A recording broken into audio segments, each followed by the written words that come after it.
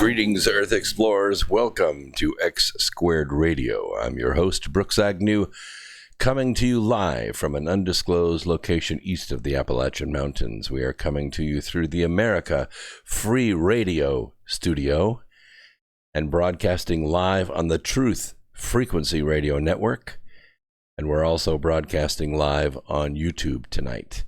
If you want to listen by phone, you're going to be out and about. Don't impact your data rates. Dial 641-793-7117, 641-793-7117, and you can listen by phone. We'll give a couple seconds here for the people to sign on to YouTube while I give you my Religion of Peace report. In the last 7 days, the Religion of Peace conducted 29 attacks.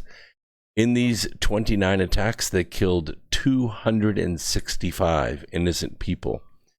They injured 91 innocent people. They conducted 2 suicide blasts and spread their mayhem across 10 countries. All this from the Religion of Peace. I have a lot of news to bring you tonight. This first segment is extremely powerful. I don't often do this. In fact, I can't ever remember starting a program this way. But I feel impressed to do this.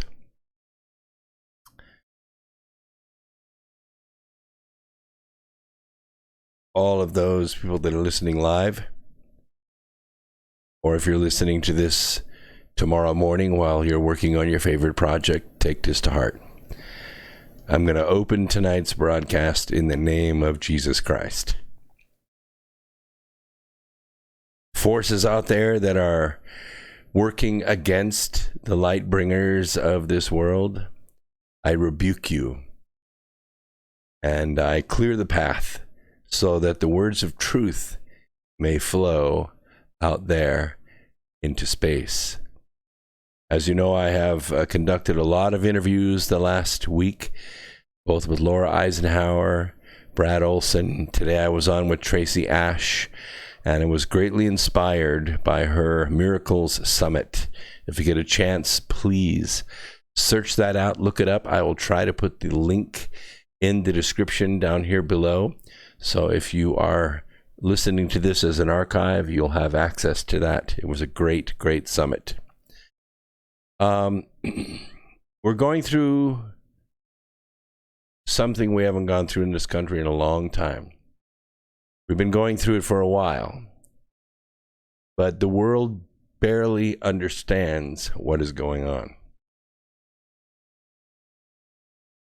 Excuse me, I'm a little emotional right at the moment.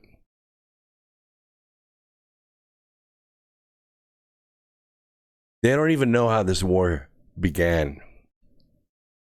They don't know who the casualties are. They don't know that America was losing this war since 1993. The use of drugs and the staggering amounts of illegal profits from them, from human trafficking and the selling of American technology, allowed a handful of world leaders to take control of the inner governments of China, America, and Europe. Like all criminal operations that turn into wars, they started out breaking the law, but bribing or killing every reporter, judge, lawyer, or enforcement agent along the way until their forces were too large to stop. Then they flaunted the law. They used our own system of justice and legislation against us. Then they sat back and they waited for the violence. Sometimes it comes, sometimes it doesn't. Hong Kong saw it first and began revolting. The world saw it. America felt a solidarity with the protesters. President Trump reached out to them in support. Xi Jinping tried everything. They tried tear gas and they tried bullets. Nothing would stop them. They needed something else. They needed something so frightening and so deadly that it would clean the streets within minutes. But I digress. Finally, the syndicate goes legit, which means they hang out their sign, they print business cards, and open the storefront. Ballots R Us and other criminal operations became legal, and they became perpetual. They harvest ballots from the mail-in voter by the millions. They convert these ballots into a sledgehammer. When one of their candidates loses a precinct, they simply place a call to Ballots R Us, and the trucks arrive a few hours later with enough votes to win that precinct back in the recount. Deadlines? Meaningless under the new law. The process is to recount until enough ballots are discovered to elect the proper soldier, or in some cases, an actor, into that political position. The same goes with the business world. Like a professional gambler, they use the pot as a weapon. Their all-in is so high that no one else can play. They simply have to fold. That is what American manufacturers have been doing since 1993. They have been folding. They moved their plants to Mexico and then to China.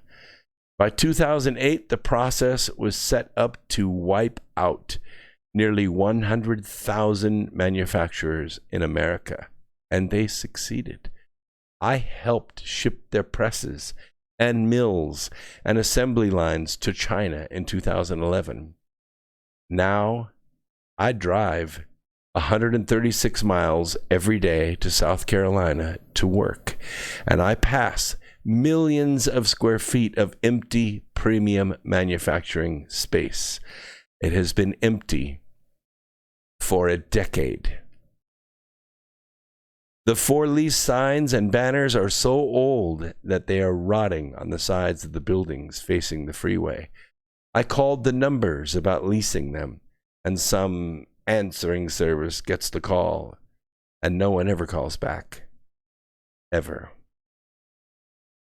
When they were finished wiping out America's ability or desire to make its own products, the largest crime boss in the world took control of the largest economy in the world for life. Oh, he's friendly. He's calm, and he's dignified. He's even affectionate. He is also brutally dictatorial. The only thing Xi Jinping did not take into consideration in his coup of communist China was the Chinese. He also did not take into consideration the skill and genius of President Donald Trump. China lost the trade war in a matter of a year. Tariffs stopped China from being the world's cheapest manufacturer. Vietnam, Malaysia, and even Morocco were getting the business. Some was even returning to America. He needed to crush the Hong Kong protesters, smash the Trump economy, and get a head start in holding control of essential items needed to combat his enemy. He accomplished all three in less than 3 months. When the viral weapon was released in 2020, he used his own people in Wuhan, a highly industrialized city in the Hubei province, as weapons. He blocked the CDC and the World Health Organization from coming to China to investigate the outbreak that was rumored to have started near the bioweapons lab in Wuhan. He allowed millions of Chinese, mostly dissidents anyway, to be infected, hiding their deaths and the sickness. And then he exported them by the millions all over the world. He filmed and then leaked videos of people falling dead in moments after contracting the disease. He sent the infected to northern Italy, where he had invested heavily in another Chinese manufacturing base outside Milan. He sent them to Seattle, where millions of Chinese enter America to work in the tech and healthcare industries. He sent them to LA and New York, where Chinese work in the food service industries. Then he waited for the weapon to take its course. His propaganda divisions were ready and waiting with press releases and social media posts to shift the blame for the bioweapon to Trump's America, or to claim that associating this weapon with China was racist. His money poured into Hollywood to buy actors and producers to attack President Trump on all fronts. His investments in the Bidens, the Obamas, the Clintons, Maduro, and the intelligence communities of England and America followed his orders to impeach Trump. In fact, while the disease was spreading in America, Pelosi followed orders to drag out the impeachment just long enough to make stopping the disease impossible. He promised her she would snatch the presidency for herself. After all, it was she who was the most powerful woman in the world, if she could pull it off. All the while, Americans were getting sick with his weapon. Finally, when the truth was discovered, the truly insidious nature of this dictator began to show. Chinese dictator Xi Jinping told fellow G20 leaders in a teleconference speech on Thursday that China intends to increase its manufacturing of pharmaceuticals and medical supplies to keep global financial markets stable. Mr. Xi demanded that the rest of the world help keep the world's markets, currently monopolized by the Chinese Communist Party, stable, and growing demands that countries reconsider having nearly all their necessary goods sourced from the communist regime. Extensive reporting out of Wuhan, the origin city of the current pandemic, has conclusively determined that communist censorship and repression of individuals seeking to share basic health tips to prevent speeding a contagious disease significantly amplified the spread of the Wuhan virus. One study blamed China for as many as 95% of the world's known coronavirus cases. G20 nations held a video conference in which each of their leaders delivered a speech from their home countries, allowing them to exchange ideas while not traveling and potentially being exposed to the Chinese coronavirus. Mr. Xi's statement, as translated in full by the state-run Global Times propaganda outlet, focused greatly on cooperation among member nations to contain the pandemic, while emphasizing that China must lead all joint actions. I quote, "We need to better coordinate financial regulation to keep global financial markets stable. We need to jointly keep the global industrial and supply chains stable. What China will do in this regard is to increase its supply of active pharmaceutical ingredients, daily necessities, and anti-epidemic and other supplies to the international market. China will continue to pursue a proactive fiscal policy and prudent monetary policy," he continued. We will continue to advance reform and opening up, widening market access, improve the business environment, and expand imports and outbound investment in foreign countries to contribute to a stable world economy, close quote.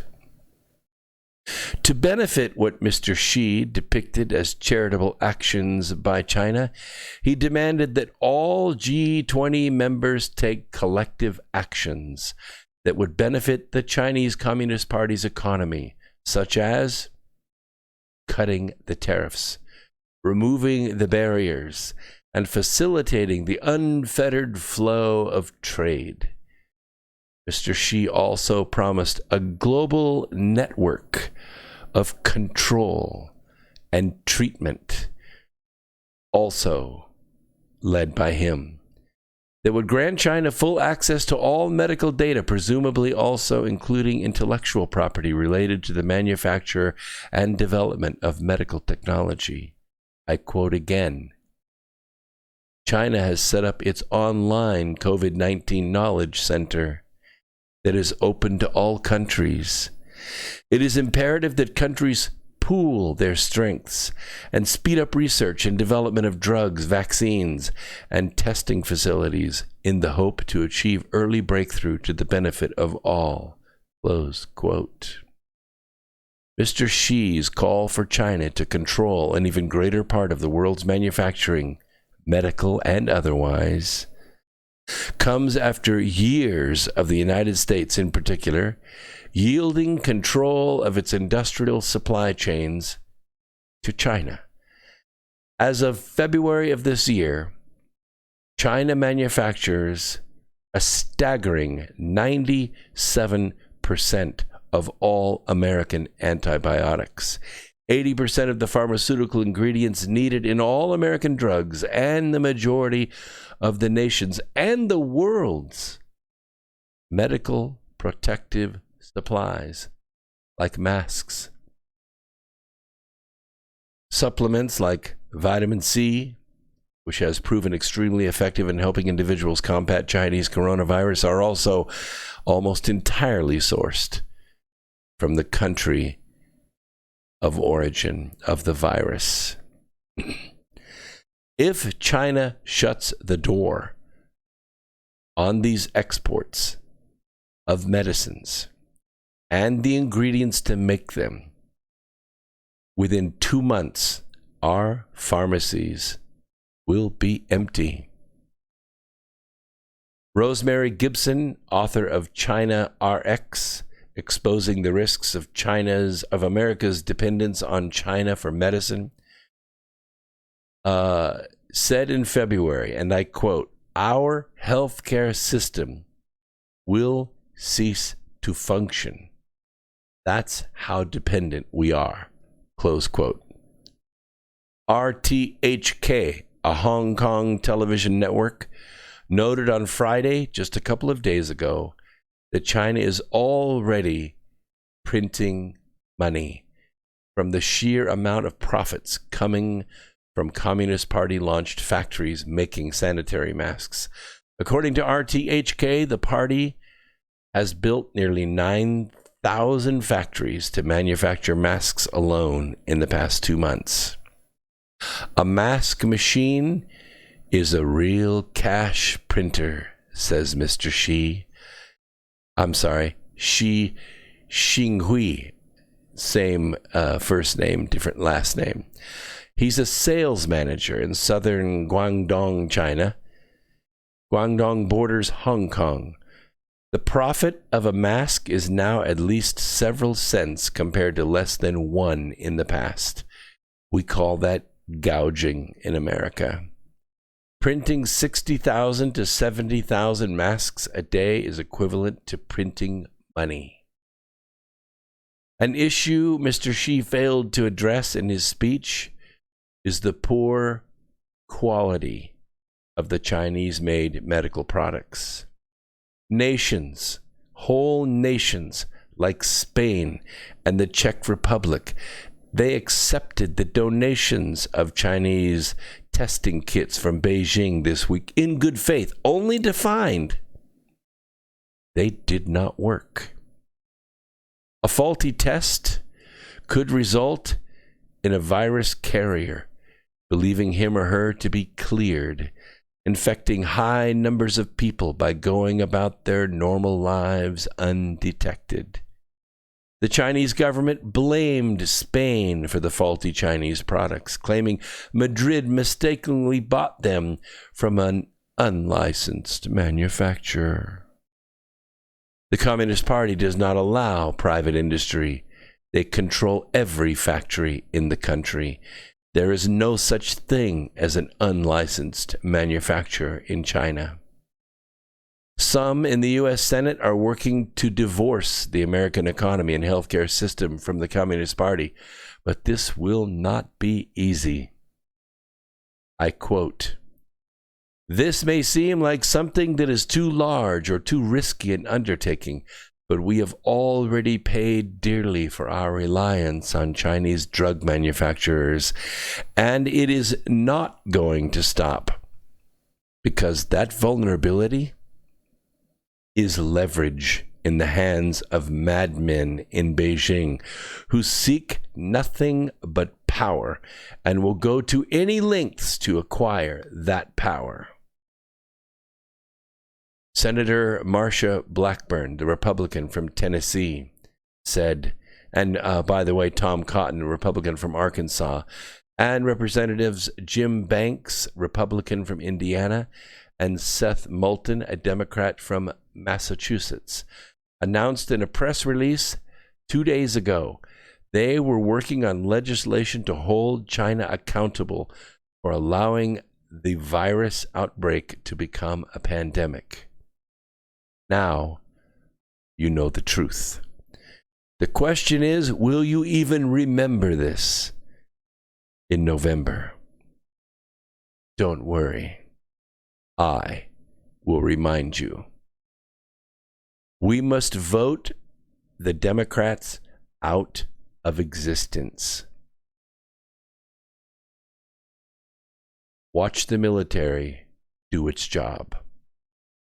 Remember, all that armor you see all over the place, they're the good guys.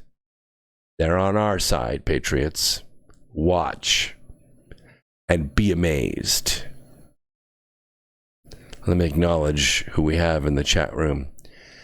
Hi, Terry. Mona, good to see you. Danny, nice to see you. Yeah, blackmail from China, he says. Absolutely. MG, good to have you here. Several others. William is out there. Piper's out there. David, thank you so much for being here. Steve, good to see you. Greenheart, always a pleasure to have you here. Yeah, beard gone. That's true. I shaved it off. You know why? Because it was bugging the crap out of me. So it's gone. I'm now me again. Good to see you all here. Thank you so much, Agatha. Thanks for the thumbs up. I need it tonight, let me tell you. Keep it going. Keep it going. All right. I want to just take a little breather here. Hang on a second while I consume my vitamin C. You all know that I've published my 11th book, Asteroid Mining, The Future of Energy. We're pushing hard to get this out there. I realize that this book is in color. It makes it expensive. If you want to buy it off Amazon, it's about $30. But I opted for the color because the ships and the technology that you see in this book, everything is real. Everything is being manufactured. Everything has been designed. Everything is being built. But you can't appreciate it if it's not in color. And this book is going to be launched. Well, it's already live on Amazon, but it's going to be launched in a big way at Contact in the Desert in June. Yes, absolutely, positively, Contact in the Desert is going to happen. It's June 2nd, and it's actually May 29th to June 2nd. But if you're going to go out, we need to go out in a celebratory way. this is the conference to see. All the other conferences up till that have been altered and have been rescheduled. So please make your way out there. Now, I need to tell you about Title 32. Some of you have heard about Title 32. Yeah, I have texts coming in too, and also the chat coming in, and there are Facebook messages coming in, and I appreciate all of them. I will recognize them as I can. Yeah, and I agree with that. Is it Del 73? They say, can we get this? Let's take a quick break and we'll come right back. YouTubers hang out.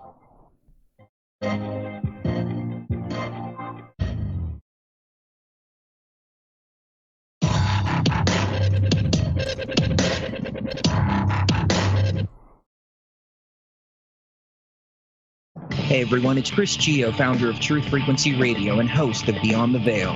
The mainstream media and establishment are running scared right now, and they've prominently featured truthfrequencyradio.com as number 89 on the federal government's hit list, also known as the fake news list, which is essentially a list of sites slated for censorship on Facebook, YouTube, Google, and other social media. Now is the time for you to get involved. Share your favorite TFR shows far and wide on forums and social media. Tell your friends and family about your favorite shows. If you're a business owner, get in touch with us to feature your product or service right here on TFR. And if you haven't done so already, become a TFR supporter now and get unlimited commercial-free downloads in high quality. Visit truthfrequencyradio.com/sign-up. Thank you for making TFR the leader in independent and uncensored talk radio. Truth Frequency Radio, your protection from deception. So, you love talk radio? Then you'll love TalkStreamLive.com. TalkStream Live is always on, 24/7, with the best streaming talk shows. Find your favorite talkers and discover some new ones. It's free, readily available online or on mobile with any smartphone or tablet. Finding your favorite talk shows all in one place has gotten a whole lot easier. Just go to TalkStreamLive.com. Be sure to download the free apps from Google Play or the iTunes App Store. If you have hard water, the Live Scale not only leaves white spots, it clogs pipes and breaks down appliances, costing you hundreds of dollars in energy and wear. Eliminate Lime Scale and other water issues like brown staining and bad odors with HydroCare water products, available from Wave Home Solutions. Wave's affordable water systems don't use salts or chemicals. You'll love the way your water tastes, smells, and looks. Satisfaction guaranteed. For more information, go to bestwater123.com. That's bestwater123.com. Travis Cook, America's Evil Genius, here to invite you to join us every Tuesday afternoon here on Truth Frequency Radio. No, on our show, you will not see a bunch of three-piece suits or a cocktail party, and you certainly won't see a bunch of inside the Beltway banter. But you will see eye-gouging, crotch-kicking, no-holds-barred political discussion, the likes of which you won't see anywhere else in media. America's Evil Genius. We come to you every Tuesday from the outskirts of war-torn St. Louis, Missouri, where there's always a good race scandal just around the corner. Join us every Tuesday, 3 p.m. Eastern, 2 p.m. Central, and noon on the left coast right here on TFRLive.com. America's Evil Genius, Travis Cook, on TruthFrequencyRadio.com.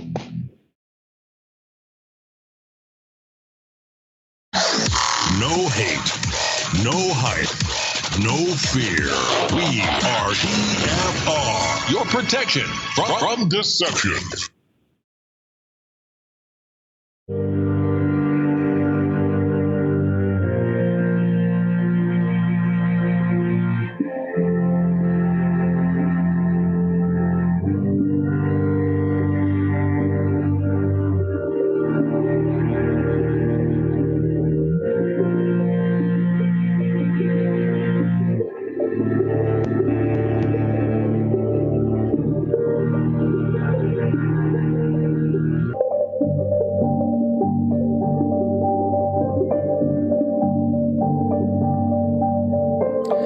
Good to have you all back.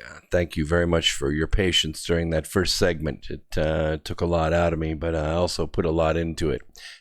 And yes, I did get your text about Nikki Haley possibly running for president in 2024. I don't, maybe.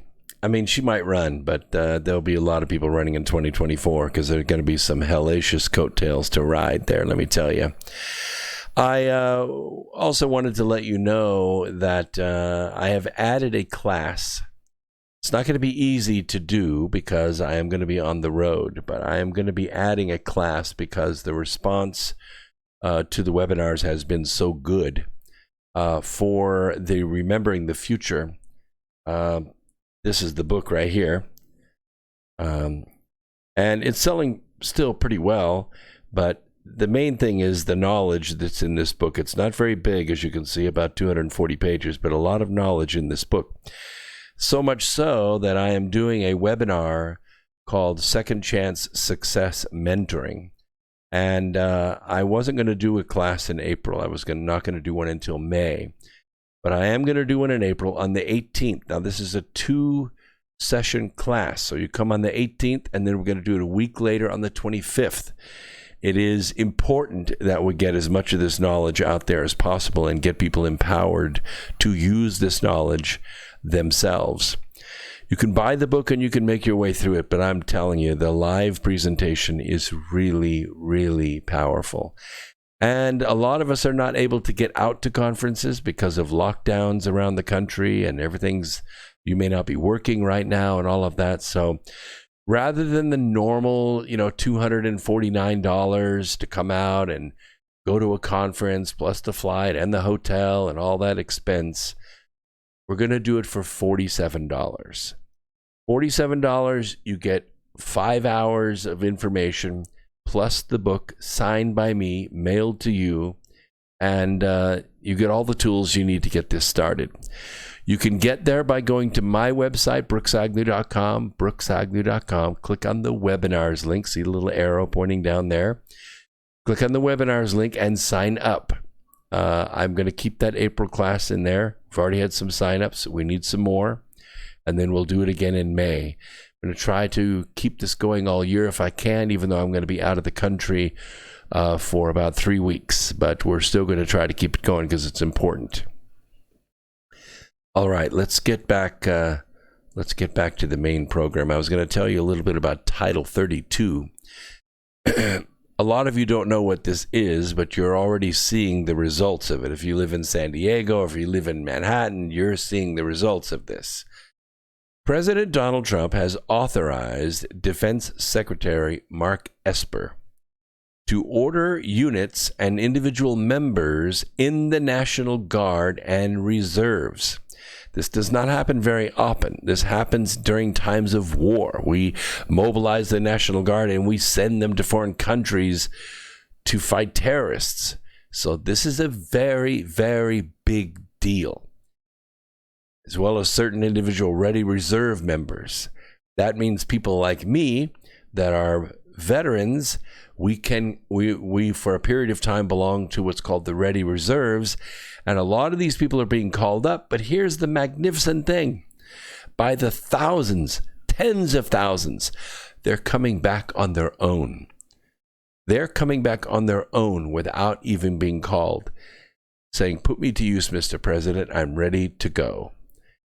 They are now active duty, and they're to augment forces in this virus attack response. And this is according to the chief Pentagon spokesman.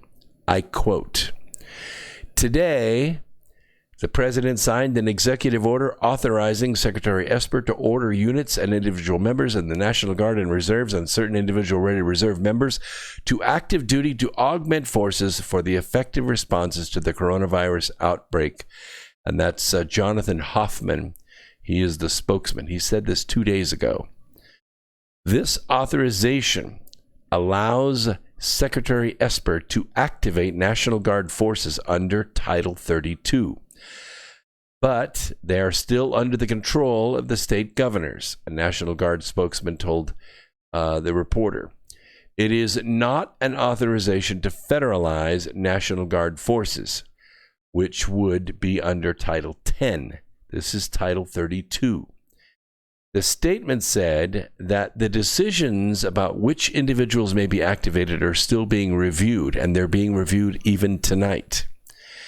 Generally, these members will be persons in headquarter units and persons with high demand medical capabilities whose call-up would not adversely affect their civilian communities.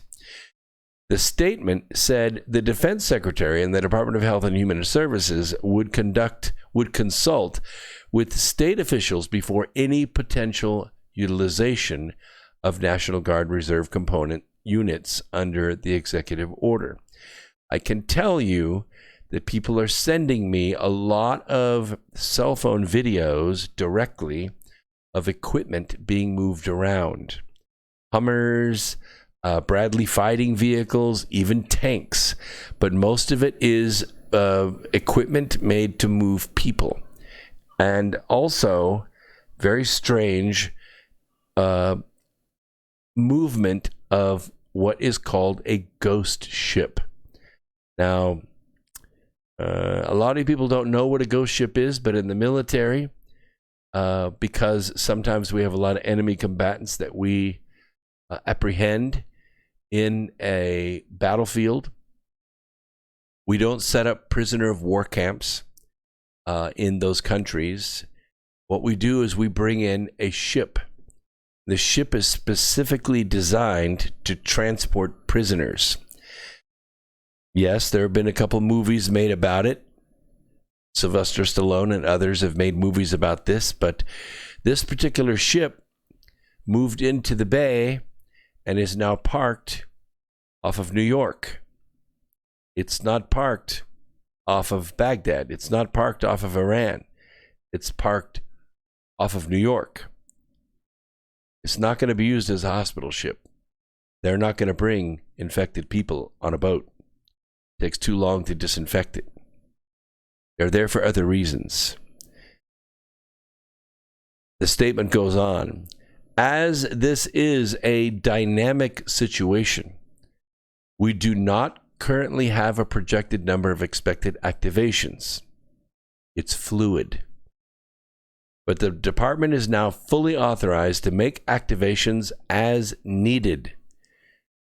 We will provide updates as they become available, and I will too, maybe even faster than the Pentagon. I continue with the quote. The department has been committed to using all our capabilities to confront the coronavirus outbreak. And the president's action today ensures that we can bring select members of the reserves and National Guard to the fight where needed most. Close quote. Thousands of National Guard troops have been activated so far by state governors across the nation. They have been helping with virus testing, with delivering meals to homebound residents, helping build hospital spaces. And they can build these hospitals. There's a company not far from me called Golden Trailer. And what they do is they build mobile surgical units. They build mobile medical units. And these are specially outfitted trailers. They're hauled there by truck.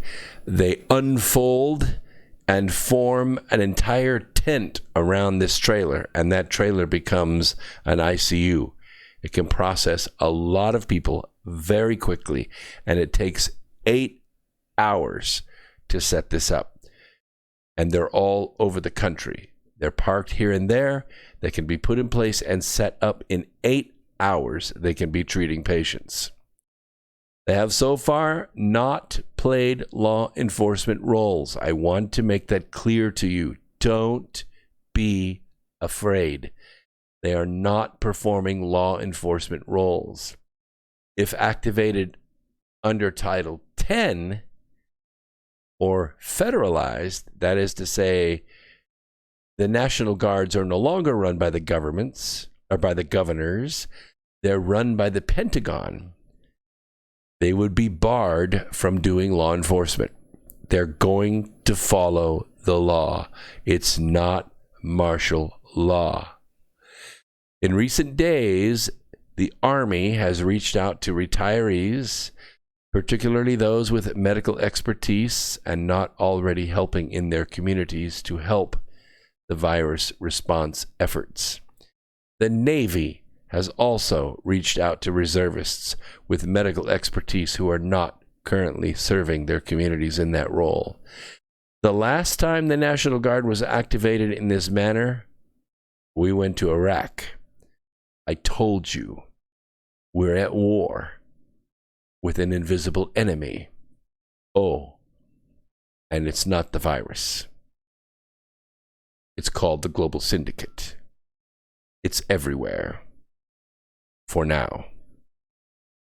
So what about this coordinated attack? When I talk of the Global Syndicate, sometimes your eyes glaze over. You haven't read Charm of Favor, even though you should have by now. I want to read you part of this article by Anna Masoglia and Tatiana Monet. It's an important article. They wrote it. I'm giving them credit for it. I put some of my thoughts in here, but generally speaking, this is their article.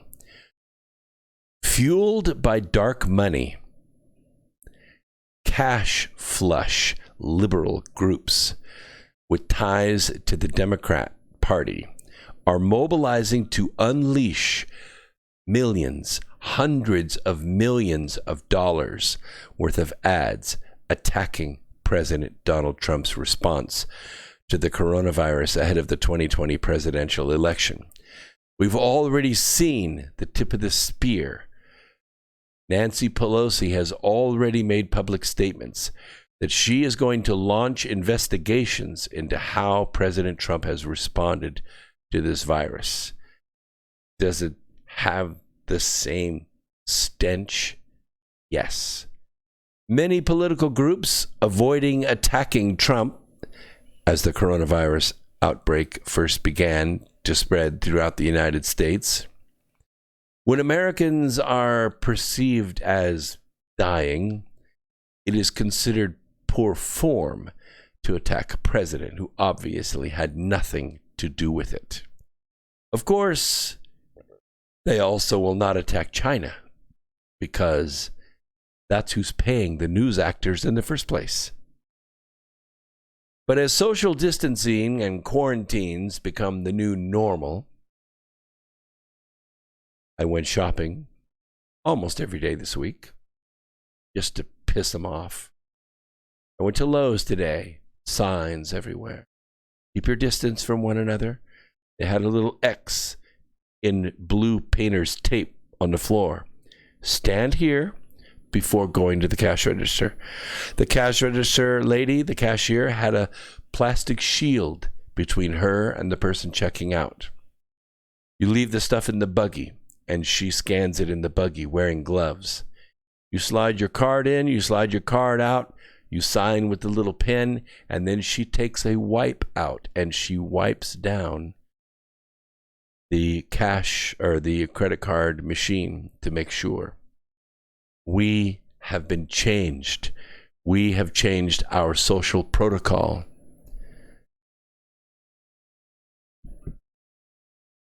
This has become the new normal. A number of multi-million-dollar ad buys from Democrat groups mark a departure from that strategy of poor form. This is poor form. Democrat super PAC Priorities USA Action has spent more than $6 million of negative ads attacking Trump on his response to the coronavirus pandemic.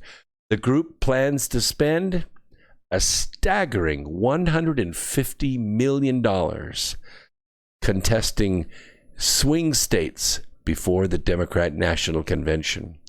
One of the ads attacking President Trump's response to the coronavirus pandemic shows meticulous editing of various audio clips depicting him downplaying coronavirus while a graphic shows the increasing cases over time.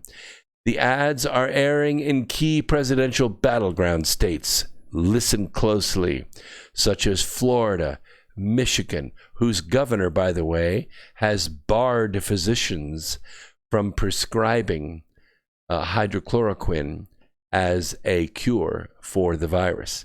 Banned it. She will prosecute any doctor who prescribes it. Pennsylvania, Wisconsin. The ad starts off with a clip of President Trump referencing coronavirus as a Democrats' new hoax. It was all a lie. The administration argued that the hoax claim in the ad is false and issued a cease and desist order, ordering television stations that run the ad to stop if they want to avoid costly and time-consuming litigation. The Department of Justice would sue them. To circumvent this legal threat against the networks, a brand newly formed super PAC announced 3 days ago it would spend another $600,000 to air these manipulated ads in the state of Arizona.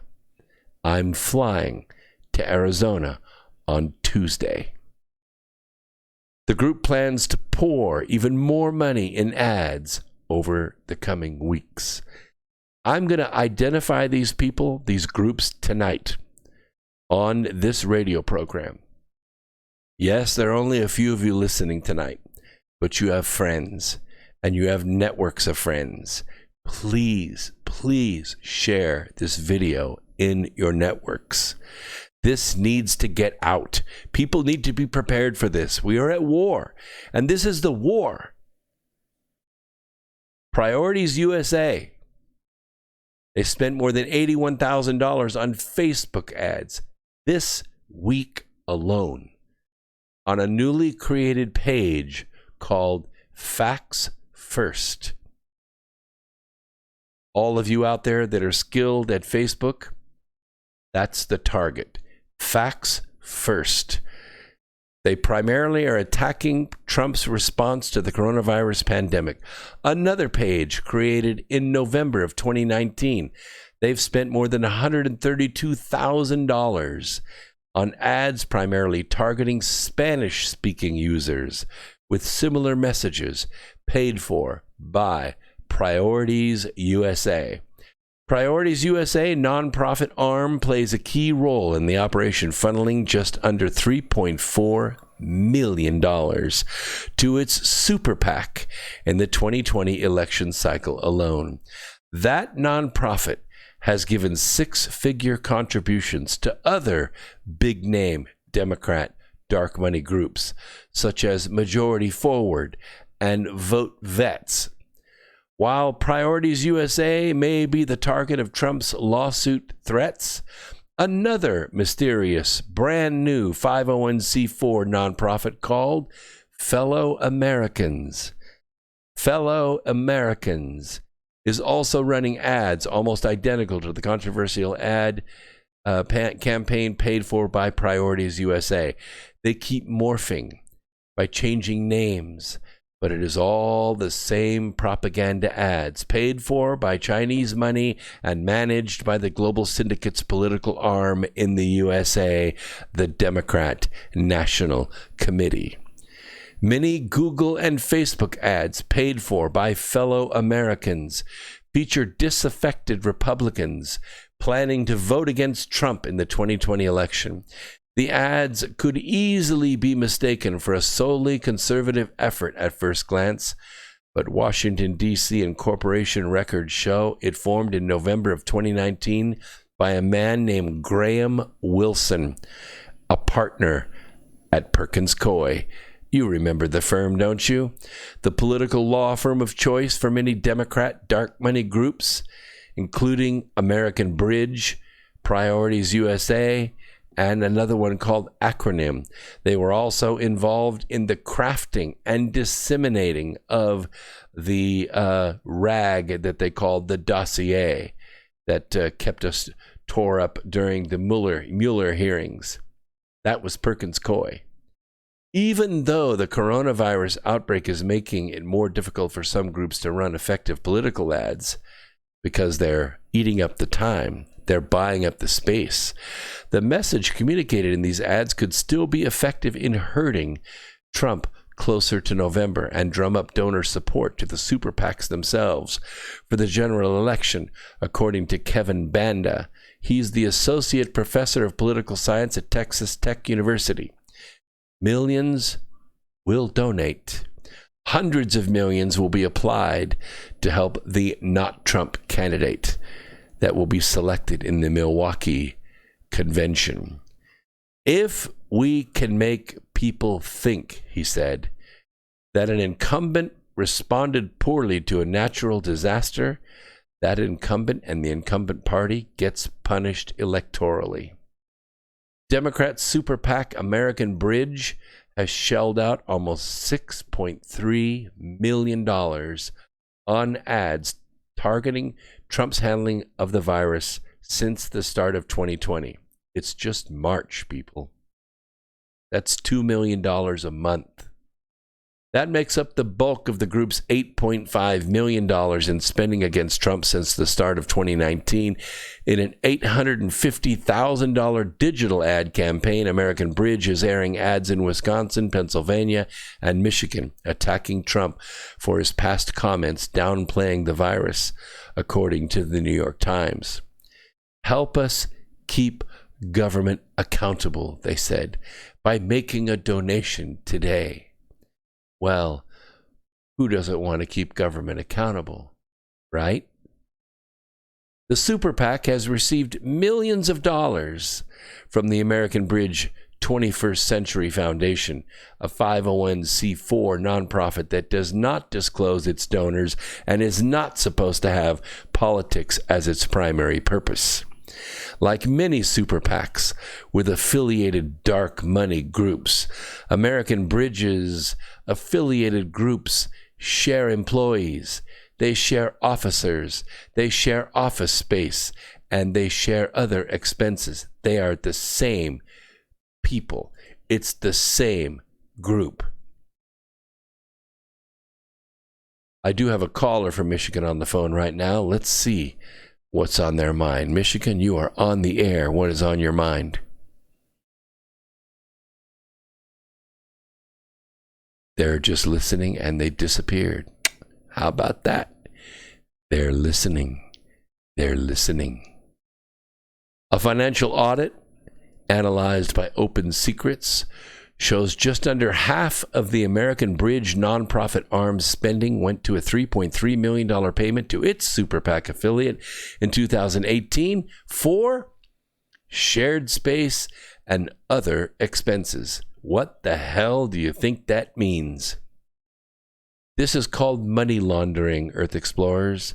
It makes the PAC managers filthy rich off the tiny donations from hapless and ignorant masses. On top of that, the nonprofit arm owed the super PAC over $1.45 million at the end of the year, and it has given the super PAC more than $1.3 million in contributions.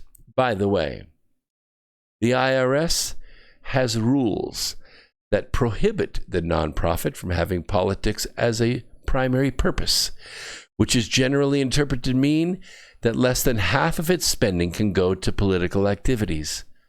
But guess what? Democrats don't have to worry about this rule.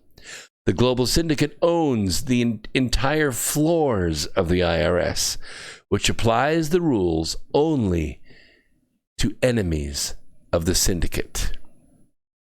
The majority of money comes from just 29 anonymous six-figure donors, giving up to $800,000 each.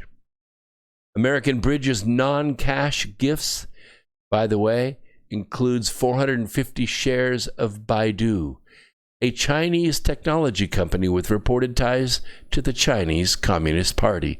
It's valued at more than $100,000 right now. These are the same donors who loaded Christine Blasey Ford's 17 different GoFundMe accounts with millions of dollars to pay her for using her skills at lying under oath to stop Justice Kavanaugh from being confirmed. Now, are you beginning to see how this all ties together? Liberal super PAC acronym. I'll get into that in just a minute. We got to take a quick break. I get wrapped up in this. Thank you all for being in the chat room.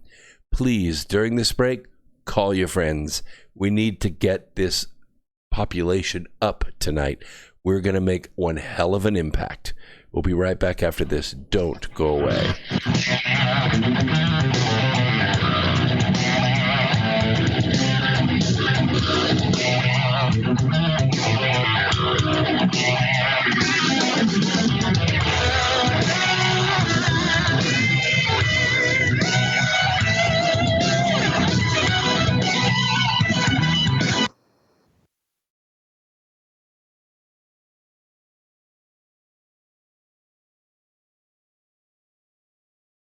Truth Frequency Radio is your #1 source for news and information without the hate, hype, and fear. We're proud to feature cutting-edge programs like The Christopher Everard Show, The Covert Report with Susan Lindauer, Enemy Within Radio with Tom Barnes, Freaky Friday with The Woo Crew, The Gematria Effect with Zachary Hubbard, America's Evil Genius with Travis Cook, Phoenix Rising Radio with Phoenix, Quantum Connections with Lucky, and dozens more. Did you know you can listen from any telephone by dialing 641-793-7117 or call into your favorite show toll free at 833-TFR-LIVE.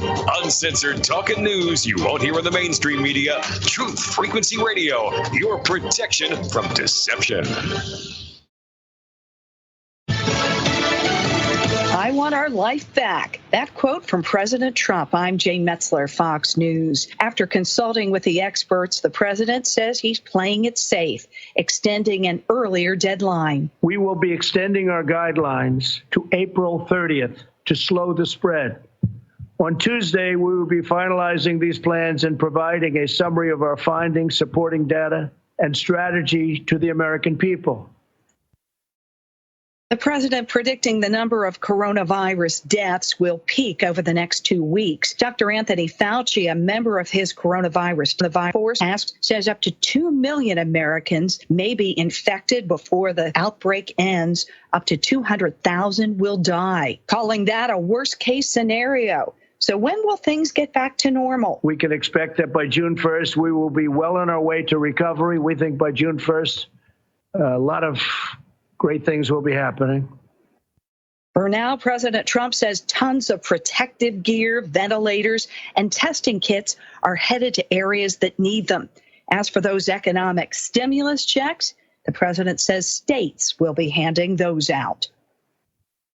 Critically ill and on a ventilator with COVID-19 symptoms, folk and country music legend John Prine, the 73-year-old who battled cancer twice and had part of his lung removed, has been hospitalized since Thursday, his condition worsening yesterday. The Angel from Montgomery singer had shows scheduled for May and a summer tour planned.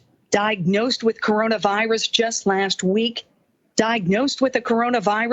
last week, Joe Diffie died today at the age of 61. The Tulsa native, a member of the Grand Ole Opry for a quarter century, had a string of big hits in the 90s.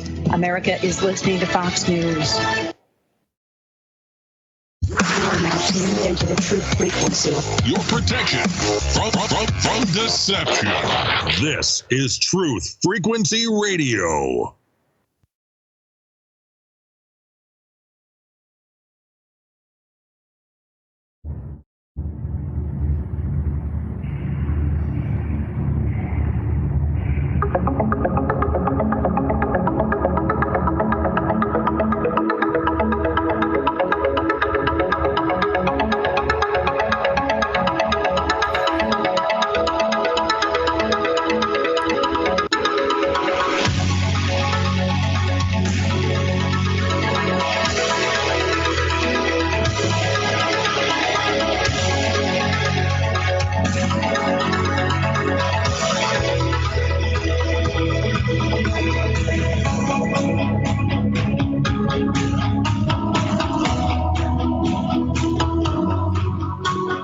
All right, let's continue where we left off because this is important information. Thank you for telling your friends. Scott, thanks for posting that on Facebook. That gets out there too, that we are live right now on YouTube. Also, want to give a big shout out to those people listening by radio on Truth Frequency Radio Network. Let's see, Wollongong is out there. Andries is out there. Robofish is out there. George is out there. Low Q is out there. And Frankenrush. Yeah, Frankenrush is out there. And I can't make this one out. It looks like her 321, whatever that means. Free Energy 13, good to see you out there. And thanks, Lucky, for hanging out in the chat room on Truth Frequency. Lucky is my host on Mondays and Wednesdays on Quantum Connection. That is also at 7 p.m. Eastern Time. So you should tune into that one. We have a little counterpoint going on there, and it's a very good program. Very, very popular on Truth Frequency Radio Network, where the truth freaks hang out. We are not afraid to let our truth freak flag fly. So thank you for being in the chat room and helping out. 2 chat rooms going, text going, Facebook chat going. It's a lot to watch. Liberals Super PAC Pacronym launched a $2.5 million digital ad campaign. And these people, they're the Political Action Committee arm of a company called Acronym. Now, this is a dark money group that brought in almost $1.3 million in contributions from its inception in May 2017 through the end of April 2018, most of that coming from just 4 6-figure donors. Roughly 1 in every $4 raised by Acronym in its first year of operation went to this super PAC, according to Open Secrets. This is a company that exposes these super PACs and what they do. They analyze the tax records. And of course, they can't find out who the donors are. Those are shielded. But they can find out the amounts. On top of Pacronym's roughly $1.9 million in spending disclosed to the Federal Election Commission since 2018, pages tied to Acronym have spent more than $5.9 million on this digital advertising on Google, Facebook, and Snapchat. Yeah, Snapchat. I know Scott was making comments about millennials in the chat room, how many millennials are waking up. And I have to agree. A lot of these conferences that I go to, I kind of expect a lot of millennials to be there, and there are. But I can tell you now that a lot of them are awake. I don't have many coming up to my table and spitting in my face. They're buying books. And by the way, they bought a lot of Charm of Favor too. And that takes a big hook at them. Let's see. Brooks, have you heard Michael Sarian's theory about the lockdown being because of suitcase nukes? Would explain all the military video posted on my Twitter and Facebook. Yeah, go to Piper's Facebook. I follow her, and there's a lot of good stuff out there. You know, when I wrote Charm of Favor, I was isolated, and I streamed that book. That is to say, I believe that I tapped into the same remote viewing source that a group that operates paramilitary called Q uses. Now, the reason I think I tapped into the same thing is because you'll recall that Charm of Favor was written in the year 2011 as a screenplay for a movie. And I obviously couldn't get the film financed, so my screenplay sat there doing nothing. But in 2015, events started to happen that were in the screenplay. So I dug the screenplay out and said, holy crap, I got to turn this into a book. So I started writing. And Charm of Favor published in Christmas of 2018. This is well before a lot of the Q posts began coming out. So whatever source, future source they were tapping into to make these Q posts, these crumbs they call them, and these threads that built. I don't follow Q. I don't look at his stuff. I never go to the chans. I don't even know what goes on there. But I can tell you that we were so aligned that when I published the book, I was finishing up the cover of the book. And what I did on the book, down on the spine of the book, I put a small gold Q as a signal that I was listening. I was listening to the same source they were listening to. Maybe it was Looking Glass. Maybe it's the energy that they were putting into Looking Glass. But a lot of that information was coming out. So when I say that they're putting ads in Snapchat, you got to realize that over half of Snapchat users, they're not old enough to vote yet. Have you ever tried to actually run an ad on Snapchat? Yeah, well, you better have a bottle of Tums close by because it's a total pain. You see it too. My business account absolutely shut down by Facebook in the middle of last year, which ended my Snapchat business account as well. I'm forbidden from posting on Snapchat. I can comment, but I can't run nothing except the picture. That's it. They won't let me run ads on Snapchat. Acronym has also bankrolled digital operations, seeding an array of hyper-local partisan propaganda pages. Now, let me explain to you what this is, because there are companies that do this professionally. And there's one right here in Charlotte. I've almost contracted with them a couple of times. These are pages that mimic local news outlets. Local, like your local news, not national news. They mimic local news. And they launched a political tech company called Shadow Inc. And it's exposed as the secret Iowa caucus app vendor. You remember that? After chaos at the caucuses when they just somehow couldn't count the votes. They couldn't count the votes. Poor Bernie, he got his ass handed to him in Iowa because Shadow wasn't counting the votes. They were having a big problem with it. Shadow Inc. was paid by both current presidential candidates, Joe Biden, and former presidential candidate, Little Peter Buttcrack. The 2020 presidential campaign was going on the Democrat Party, according to Federal Election Commission disclosures. Now, they could target ads, these what are called hyper-local partisan propaganda pages. I'm going to leave the link in my notes so you can access the notes by going to americafreeradio.com. You can access the notes right there. Pick the date. It will open right up, and you can access this link for yourself. They can target ads all the way down to as small as a city block using the GPS locator on your phone. They can send you ads to your phone based on exactly where you are in a city. That's how they can appear like a local supplier.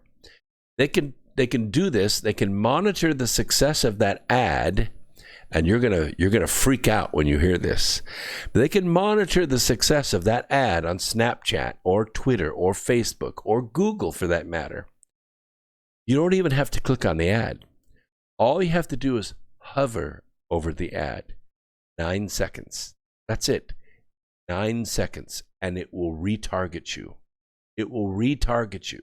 The next thing that you open up, I don't care if it's eBay, that ad is going to be right there. It's going to follow you for up to a month. You don't even have to click on it. 76%, by the way, of ad viewers, they never turn on the sound for an ad. Hence the use of captioning to play you the ad anyway. You think that you're not looking at the ad, even though you're reading the text that's playing behind the video. But they know you saw the ad. That's what these people do. A common thread among the groups is the role of liberal dark money powerhouse. And write this name down because you're going to see it. 1630 Fund. It's written out as 16, like Sweet 16. 1630 Fund.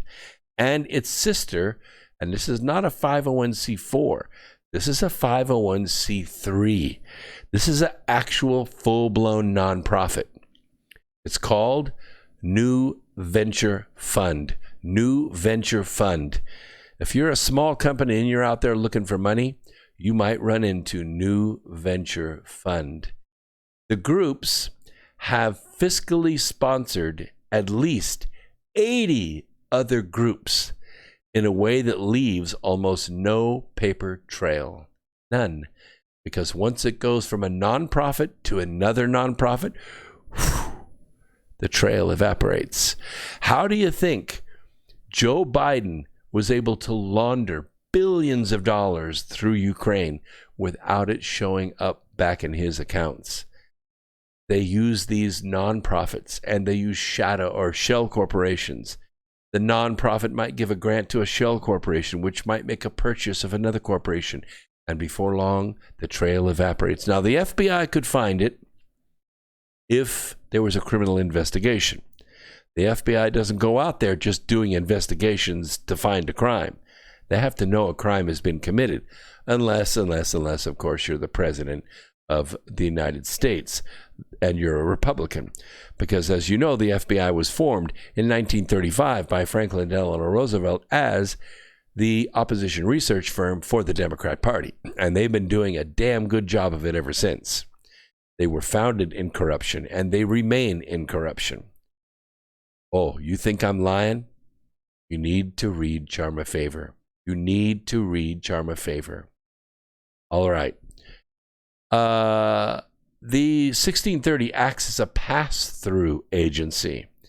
And what they do is they funnel millions of dollars in grants from wealthy donors. Acronym and American Bridge, they've all accepted hundreds of thousands of dollars from 1630 funds operations. While Priorities USA, the foundation arm, has given it at least $100,000. Another company, I'm almost done, but I need to make you aware of this. I need to put this information out there. They're called Unite the Country. All these names are wonderful, aren't they? All these names sound so patriotic, so protective, so trustworthy. That's the whole idea. Unite the Country is a super PAC. And you know what it does?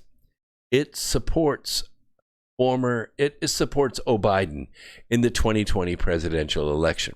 Yeah, I called him O. Biden for a reason. And they're spending $1 million to air a coronavirus-related attack ad on TV news programs across the country. So far, just this cycle, Unite the Country has raised more than $12 million, mostly from wealthy donors. And while most of the Super PAC's donors are disclosed, the identities of some of its biggest financiers, they're ghosts.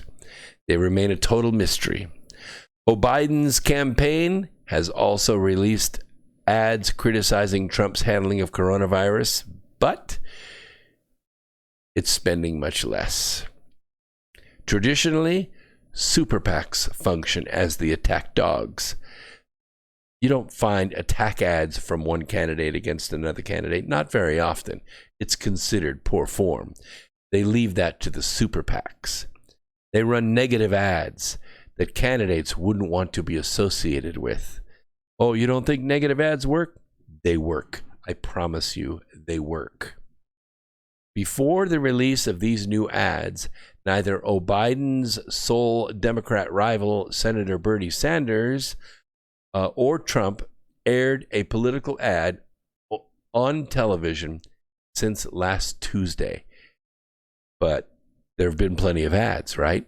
That's because it didn't come from Biden. It came from these PACs, according to the New York Times.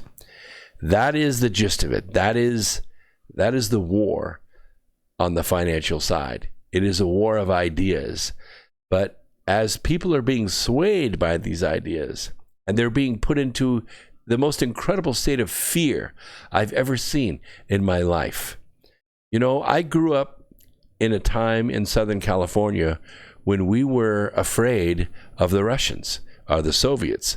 We were afraid because Russia is not very far away. Soviet Union could easily attack the west coast of the United States. You know what we had to do when we were kids? We had to hide under our desks. We had sirens go off at our school, and we would hide under our desks. You know, our sturdy Formica and steel desks. Surely that would protect us against a nuclear flash. Yeah, and it was often, several times a year. One time, they had a drill, and I wasn't at school. It was summertime sometime, and my mom didn't know where I was. The drill came over the TV, and my mom panicked because she didn't know where I was. She thought we were going to be attacked. She thought nuclear attack was imminent. Of course, they came out a couple minutes later and said, "Oh, sorry, everyone. Sorry, everyone. All those people that committed suicide, we're so sorry. It's just a drill. Just go back to watching your sitcom or your soap opera. Everything's fine. Everything's fine." Of course, I didn't know anything about that till I got home and got my butt chewed for not letting my mom know where I was going to be. That's the fear I grew up under. We grew up under the fear of nuclear war. It was constant. It was everywhere. And it was every day. But you get numb to it after a while. You think, you know what? If it's going to come, just let it come. But that's not what happened. It just kept us in fear. This is different. This is different. What I smell when I go outside this house, I get in my Grey Goose, I call it, my F-150, and I drive down the highway 136 miles one way to work every day. I see it. I see the fear. I see the restaurants closed. I see the place where I get my hair cut closed, shades drawn. I see the Dunkin' Donut closed. I see my favorite Italian restaurant, Carrabba's, closed. I see gas stations saying no more than 10 people inside the store at a time. Hurry, hurry, get your stuff and get out. I see the fear everywhere. I walk through Lowe's today. You don't want to get within 8 feet of somebody. They might have it. You might have it. You might give it to them. They've made us afraid of one another. It's a totally different kind of fear. And I don't like it. I don't like it. And I don't think we can get numb to that kind of fear. And then there's this. Oil. Prices come way down. I can drive back and forth now for $25 a day. Not bad. Better than 40. Better than 40. A lot of you are happy about that. A lot of you live up in Kentucky and you're getting that 99-cent gas. I think that's wonderful. But we knew this was going to happen. We knew it. In the past 3 weeks, the whole world was placed on hold. You know, pause. This meant that there were fewer cars on the road, fewer planes in the air. It means that people were not using oil as fast as it was being produced. But last month's gas, it's already been pumped out of the ground. It's already at the refinery. You can't just stop the flow. So oil plunged and has continued to plunge even more in the aftermath of the oil price war declared between Saudi Arabia and Russia. It's a war. And let me tell you, we get a very small amount of our gross national product from oil. Russia gets about half its revenue from oil. When oil prices drop, Russia's economy collapses. So the other effect happens the other way. When the price goes up, Russia's happy and China's mad because China's not a big oil producer. But anyway, U.S. shale and, of course, the junk bonds that were used to pay for the equipment to go after the U.S. shale, they've been caught in the crossfire.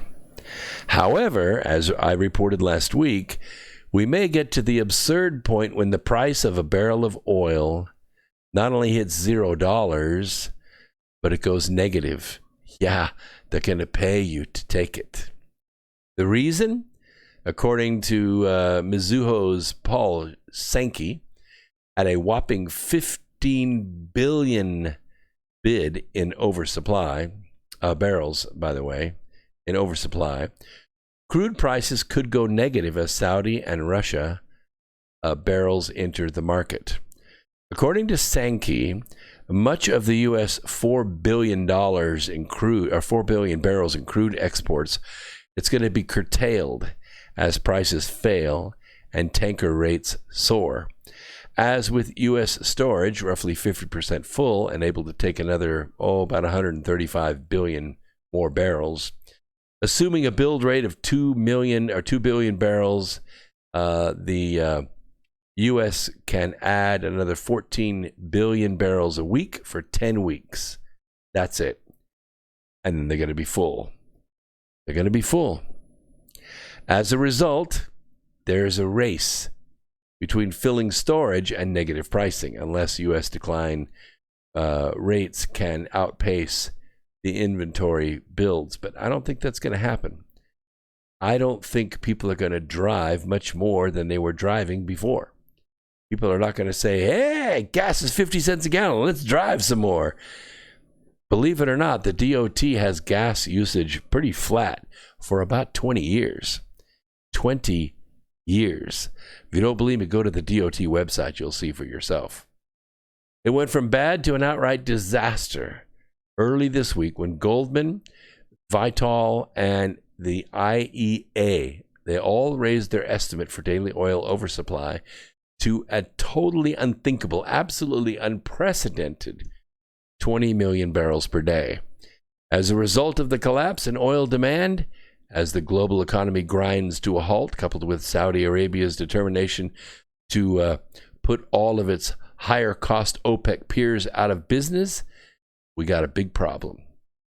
We have a big problem. This means that for the oil market to rebalance, and we hope that it does, because I'm looking at a graph here that looks like a big V, both Saudi Arabia and Russia would have to halve all output. Needless to say, that ain't happening. In fact, Saudi Arabia is now pumping between 2 and 3 million barrels more per day than it did last month, which is why the negative oil price scenario envisioned by Sankey is looking more and more real every day. It's crazy. You know, I'm in the electric truck business. I used to have investor meetings, and they would say, so Dr. Agnew, tell us what the risks are with this business plan. And I would say, well, you know, the number one risk is that the price of gas could drop from $3.50 back to like 95 cents a gallon. And they would go, now come on. We're talking about real world risks there. That's not going to happen.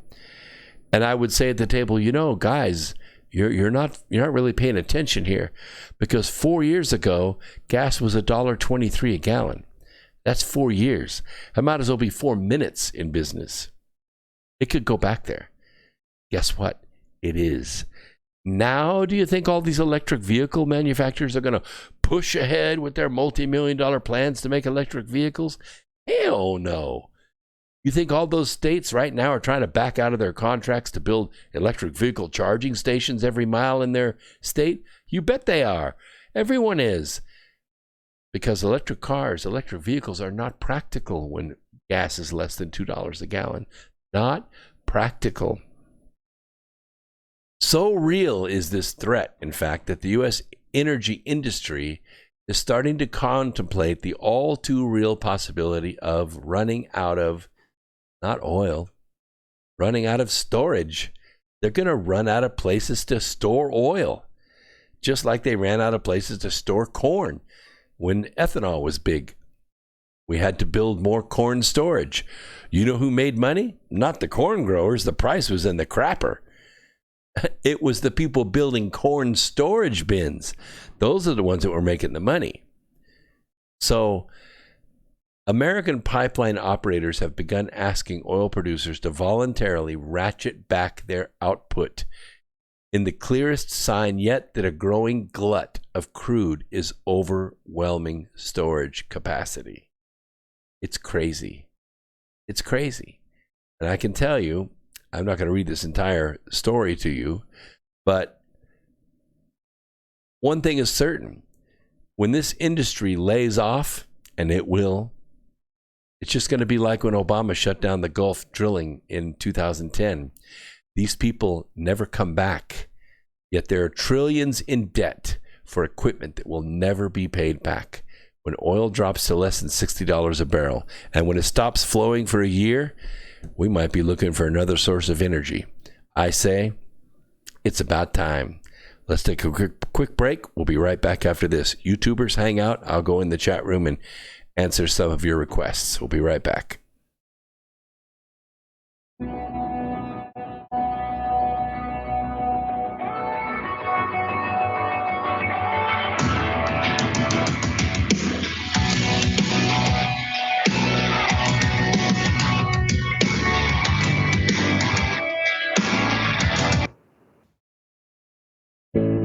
The reviews for Extendivite are amazing. Here are some from Amazon. September 2018.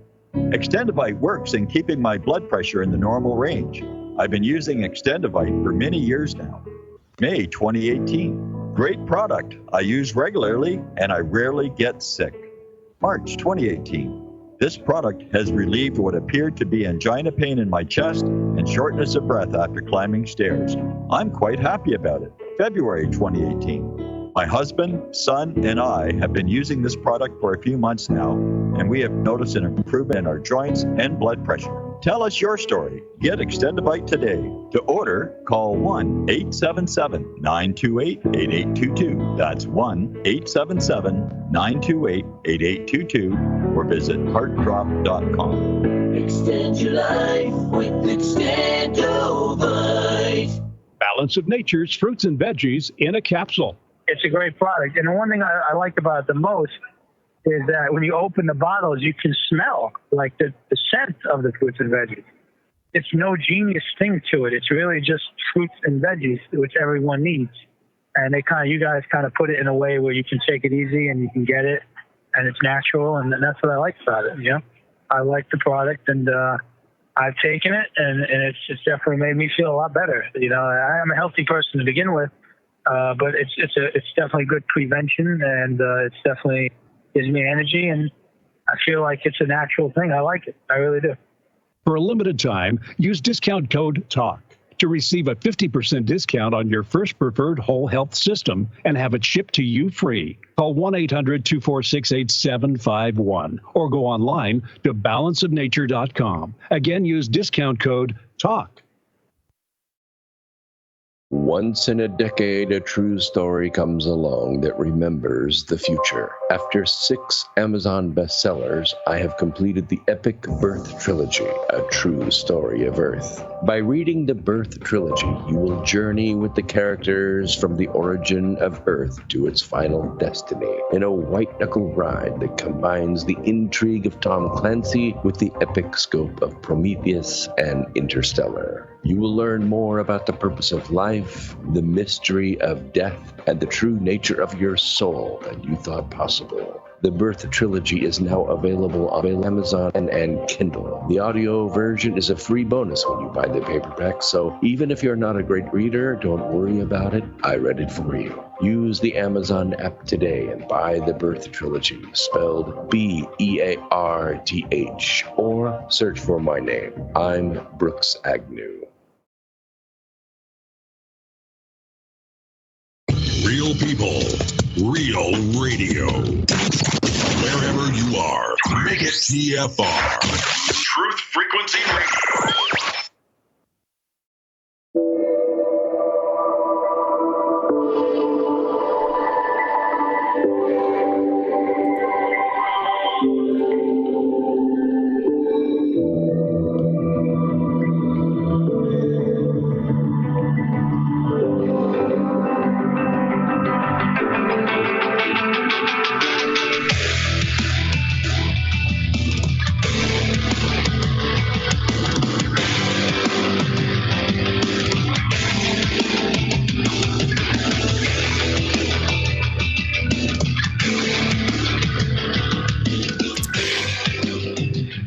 Welcome back to X Squared Radio. By the way, Scott brings up a good point. He says that, let's see, let me go back and catch that. Did you all see last night that Wayne County in Michigan gained 1,347 new cases of the coronavirus in an hour? Yeah, and I responded by saying, look, people get the flu, but there's a cure for this flu. He comes back and says, LOL, not what I mean. I wonder if they are slowly manipulating the number they were stating in the mainstream media that Wayne County would be one of the next hotspots. Yes, absolutely they are. Absolutely, the mainstream media is a culprit in this. And that is how they've been able to pull this off. The global media empire is run by the global syndicate. The money comes from there. By the way, people said, well, let's just stop watching CNN. You don't understand. CNN is a cable channel. A cable channel. Okay? When you pay your cable bill, $120, $140, $150 a month if you got internet with it, CNN gets $1 from that, whether you watch them or not. Whether you watch them or not. CNN gets $80 million a month, whether you watch them or not. And of course, if you watch them, then you buy from their advertisers. But it doesn't matter to them. It doesn't matter if nobody's watching CNN. It doesn't matter if all the airports turn off CNN. They don't care. They don't care. They're owned by the global syndicate, as is Fox News, as is MSNBC.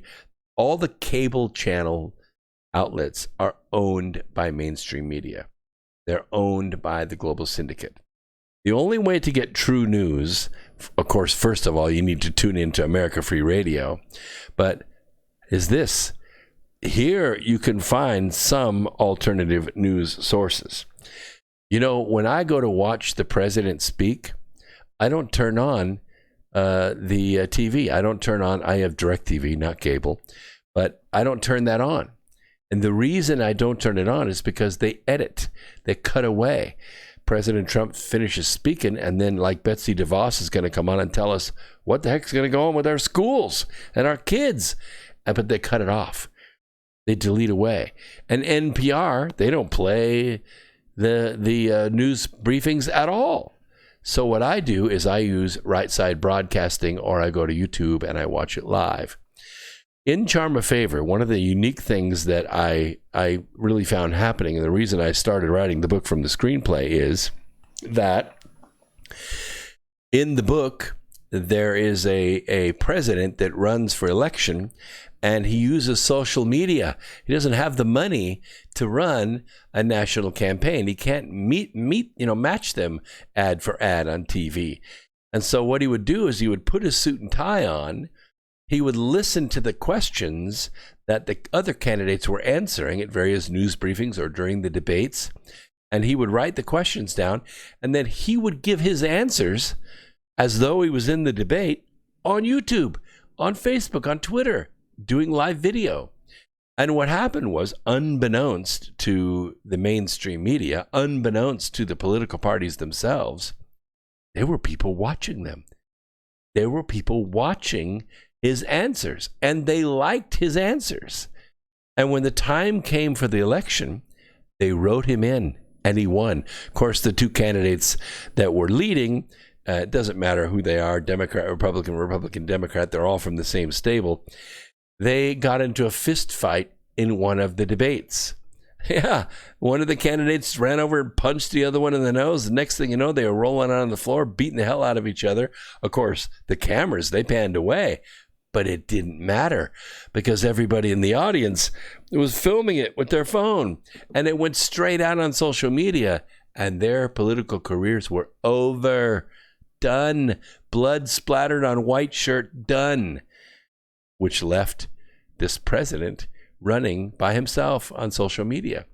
That was the fluke. That was the thing. So when Trump began his campaign, he didn't begin with multi-million-dollar television buys. He didn't have to. He was being covered on the news, and he was being covered on Twitter, And Twitter has allowed him to go straight to the people, word for word, straight from him to us, errors and all, misspellings and all, and we liked it. So we elected him. And against all efforts from the global media empire, yeah, he won with 63 million votes, 305 electoral votes, I think it was. But now he has 100 million voters. 100 million. It's going to be crazy, this election. It's going to be so violent you cannot imagine. Because the global syndicate, they don't lose. So this plot that this person in the chat room brought up about a suitcase nuke is exactly the plot that unfolds in the book. It's the threat. It's the using of a nuclear weapon as a weapon of terror to influence political standing. And of course, in the book, the nuclear weapon does go off. It does kill people. It does make the lights go out for a short period of time. But it's the fact that the weapon was able to get into this country in the first place. In other words, the president didn't keep us safe. And the fact that the weapon was used against us as a retaliation against the president's policies. So the president was asking for it, and the American people paid for it. And that's pretty much the gist of the plot in the book. Now, the difference between that and this is that this, even though it is a weapon, even though it is terrible, there's a cure. It's not that bad. Even if there are 1,347 new cases in Wayne County in Michigan in an hour, there's a cure. These people can be fixed in a matter of 72 hours. They can be back on their feet. Except, of course, that the governor has banned the use of the cure in her state. She wants people to die. She hates Donald Trump so bad that she wants the people of Michigan to die as martyrs to get rid of this president. I think I have a better idea. You all need to get rid of your governor. And Oregon, do the same thing. Get rid of Karen Brown. Get rid of her. Vote her out. Recall her. Throw her out of office.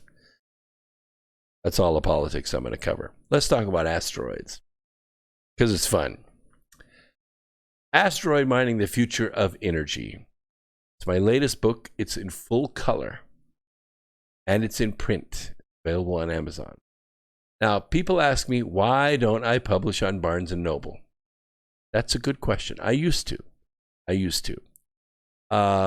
When I published Charm of Favor, Barnes & Noble refused to publish the book. They refused to sell it because the cover had too many dark colors on it. Yeah, I know. It's BS, but go figure. So I pulled sales from Barnes & Noble everywhere. I pulled the sales from them. And truth be told, they don't sell very many books anyway. They're responsible for less than 2% of our sales over the past 12 years. They did very well from 2005 to 2008, really well. I mean, I put a couple kids through college on that money, but then they fell down dramatically, and I don't really know why. But now we only sell books through Amazon, and we're happy with the process. Of course, sales are about 20% of what they should be, but that's because I have to overcome a powerful shadow banning program that keeps people from seeing my books. Oh, I place ads for my books at least 3 hours a day, every single day. It's time consuming, but it's the only way to do it on social media. I manage to sell a few books each day doing that. The challenge, of course, is reaching people that don't know me. I can't reach people that don't know me. If you have not checked into Facebook ads, you probably shouldn't, because it takes at least $10,000 a week to even enter the market. If you don't have $500,000 set aside for Facebook ads, you should not even waste your money. I'm just telling you straight up. The most important thing to remember is that Facebook visitors, they're not shopping for books. Period. They don't buy books on Facebook. If you want to advertise books, you need to go where people buy books. And that would be Amazon. I spend 90% of my advertising money with Amazon, and my average cost of sales is about 40%. It could be better. It could be better. But I have millions of titles to compete with.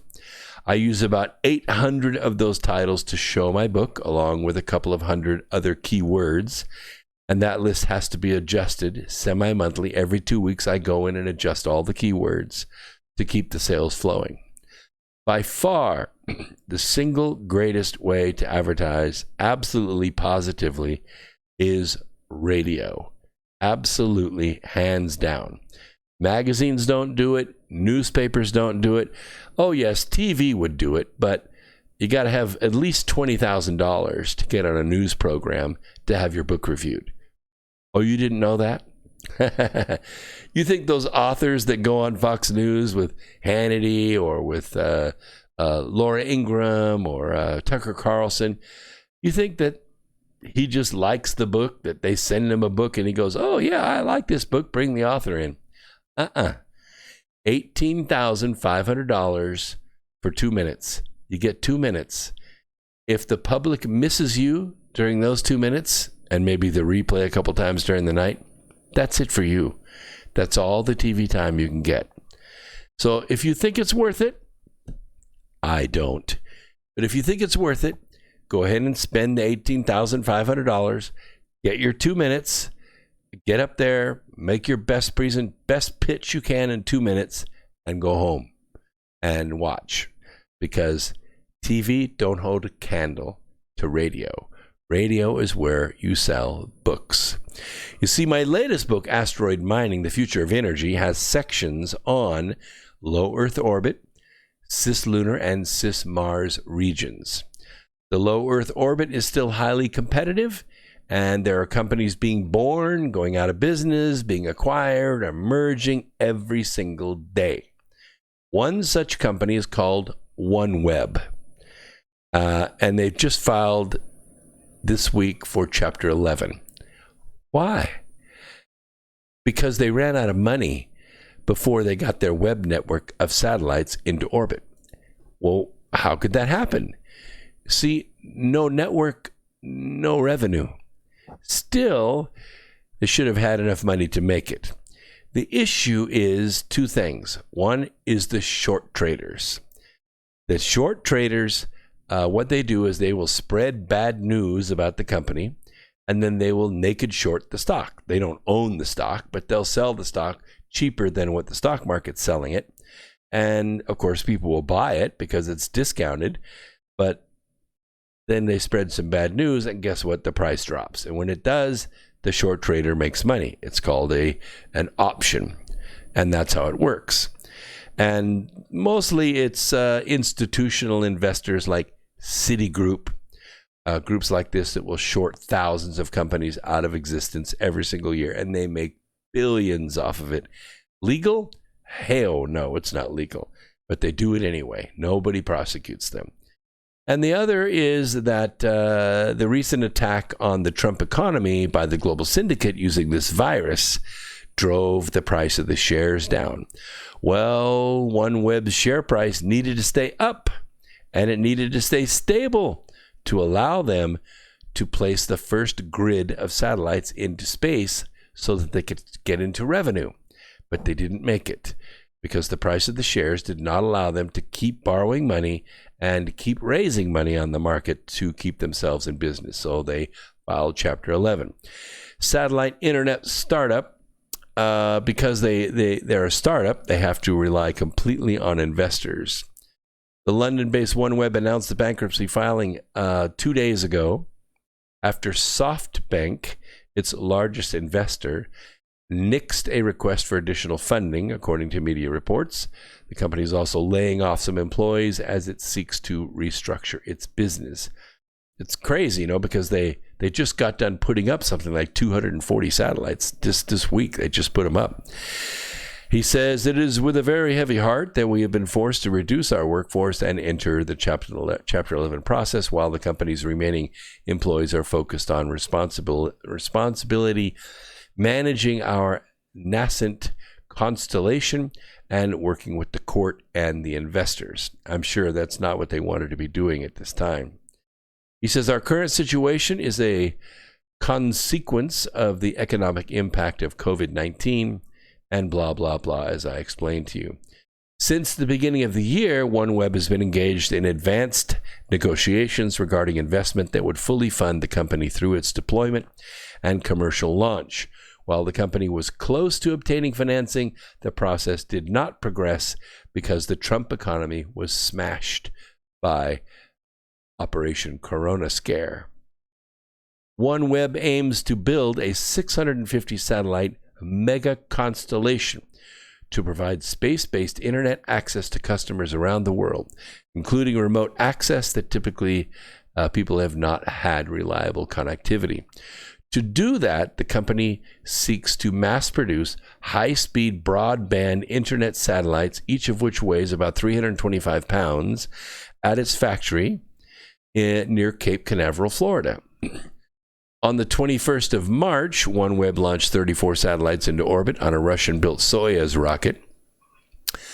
The mission provided by Arianespace came just a month after a similar 34-satellite launch on a Soyuz from Baikonur on February 6th. They put a lot of satellites up, and they'd raised $3.4 billion in funding to date, $2 billion of that from SoftBank, but some outside analysts have suggested the company would need up to $7.5 billion to complete the satellite constellation. Oh, it would more than pay back. Absolutely, it would be more more than enough to pay back. The company's chief rival, of course, SpaceX. SpaceX has already launched 360 of its Starlink satellites since 2019 as part of its own mega constellation plan, a project that aims to grow to at least 12,000 satellites. Amazon and Telesat have also announced plans for internet satellite networks. One of my high school friends, been a friend for almost my whole entire life, he is selling, finally, his share of a satellite he owns due to this very thing. The financially strong companies in the space exploration business, they're going to survive. But the technically strong, they're dying, and they're being acquired right and left. And the issue is that as each acquisition happens, as each merger happens, the cyber risk for each layer of satellites, much of which use open architecture like Arduino boards or Zigbee boards or things that are open architecture boards that can easily be hacked. And the issue is that if the satellite can be hacked, its steering rockets can be used to turn the satellite into a missile, launching it against other satellites in low Earth orbit, which would definitely cause a lot of chaos. So that's something that's usually addressed later in the launch after the satellites are up. Then they go ahead and address firmware risks, just like your computer does. You buy a computer at the store and you take it home. It has a little, antivirus software on it. But what do you have to do? Of course, you have to go to the website and you have to download the latest fixes, the latest patches, the latest versions of worms and Trojans and things like that to protect your computer. It's the same thing with satellites. But you don't do that out of the box because it takes sometimes years to get these satellites up into space. By then, lots of new viruses have come out. Lots of new hackers have raised their open for business sign. And so you have to go to work cyber protecting all of that. Well, the companies that are doing the acquisitions and they're acquiring all the good stuff from the companies that go bankrupt, they're inheriting this cyber risk. And then that cyber risk, it's already up there in space. They launch other equipment to augment that equipment, and the risk, you can see, becomes huge. I covered this in the book, Asteroid Mining: The Future of Energy, because if it was not for the Space Force, there would not be any private industry playing up there. The Space Force is going to protect our cyber existence up there in space. We'll take a quick break, come back at the top of the hour. Don't go away. More X Squared Radio coming at you right after this.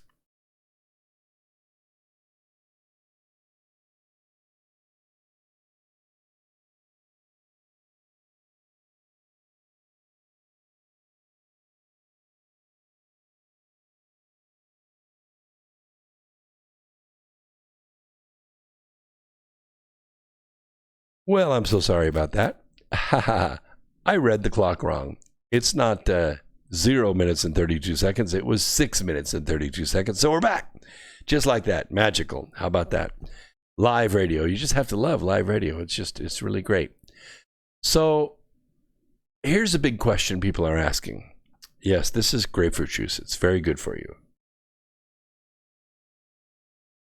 The question I want to put to you tonight, why are there 21 million fewer cell phone users in China right now? Any ideas? I'll check both chat rooms really quick. Nothing there. Let's check the other chat room. 21 million fewer cell phones in China. It's a mystery. Have 21 million Chinese just smashed their cell phones in protest for Chinese control, you think? Maybe 21 million? You see, the number of Chinese cell phone users dropped by 21 million in just the last 3 months. Yeah. And Beijing authorities announced this on March 19th.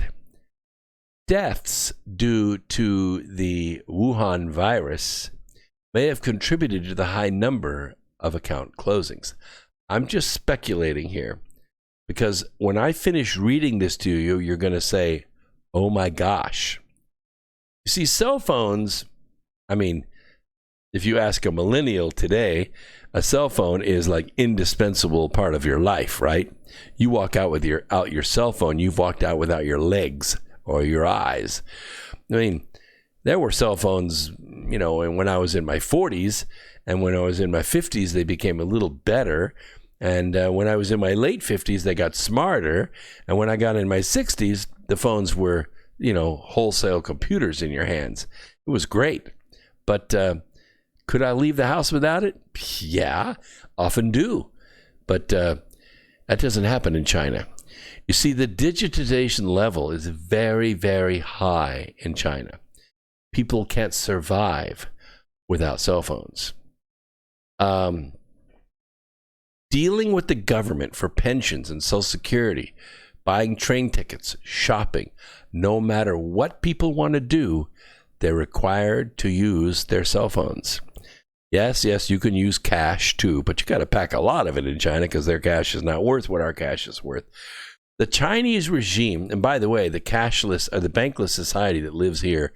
Hey, Pavel, how you doing? Good to see you in the chat room. I'm glad you're here. I'm so glad you're here.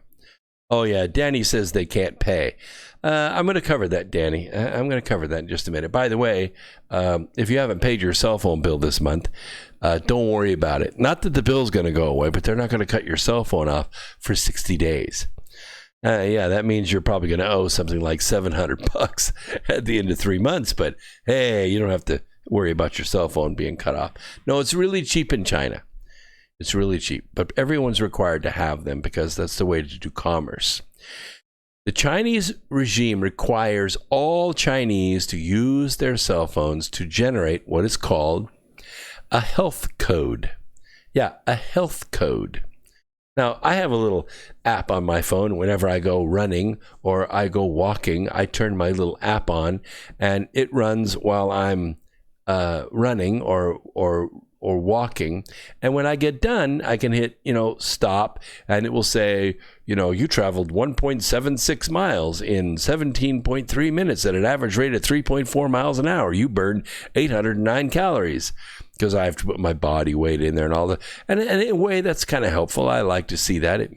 I don't understand why I'm not losing weight, but, the app is pretty helpful. But in China, it's way worse than that. Oh, no, it's way worse. You see, when you have a green health code, you're allowed to move in China. It is not possible for a person to cancel their cell phone. It's sort of linked to your existence. China introduced mandatory facial scans on December 1st, 2019, to confirm the identity of the person who registered the phone.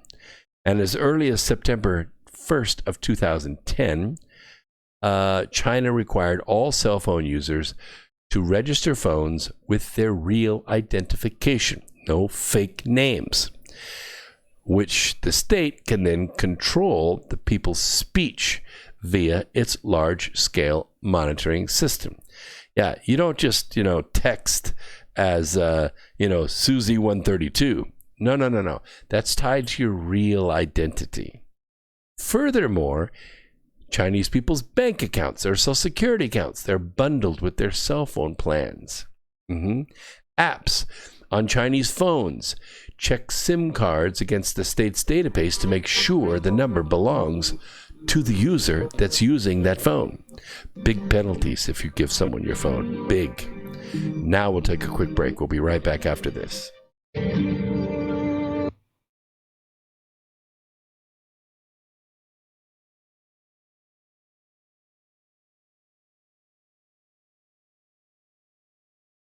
Hi, my name is I'm 10 years old. I'm one of the millions of children born to parents suffering from the sheeple virus. Symptoms include the inability to think for oneself, the attention span of a goldfish, and a strong belief in government and the mainstream media.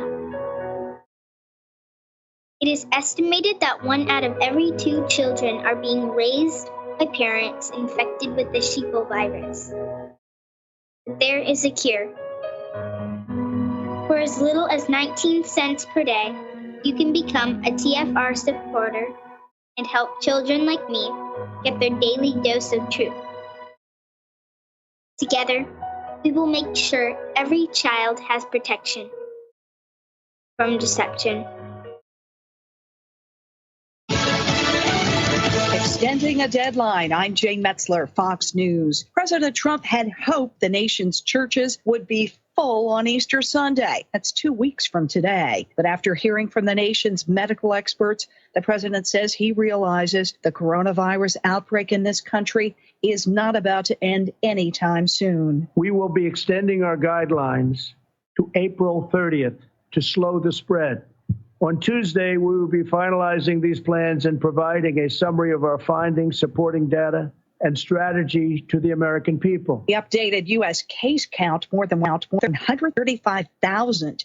That's more than any other country. We've been doing more tests than any other country anywhere in the world. It's one of the reasons that we have more cases than other countries, because we've been testing. It's also one of the reasons that we're just about the lowest in terms of mortality rate, because we've been doing more testing. So we have bigger numbers to look at. At the president's request, the CDC issuing a travel advisory for New York, New Jersey, and Connecticut. Nearly 60,000 cases in New York, nearly half the U.S. total, with nearly 1,000 deaths so far. Dr. Anthony Fauci predicting more than 200,000 fatalities before this outbreak winds down, which President Trump predicts will happen in early June. Country music fans in mourning. Joe Diffie, diagnosed with coronavirus just last week, died today in Nashville. He had 18 top 10 hits in the 90s, 5 topping the charts, including Prop Me Up Beside the Jukebox If I Die. The Tulsa native was 61. Hospitalized in critical condition with COVID-19 symptoms, folk and country legend John Prine, the 73-year-old battling cancer twice. America's listening to Fox News.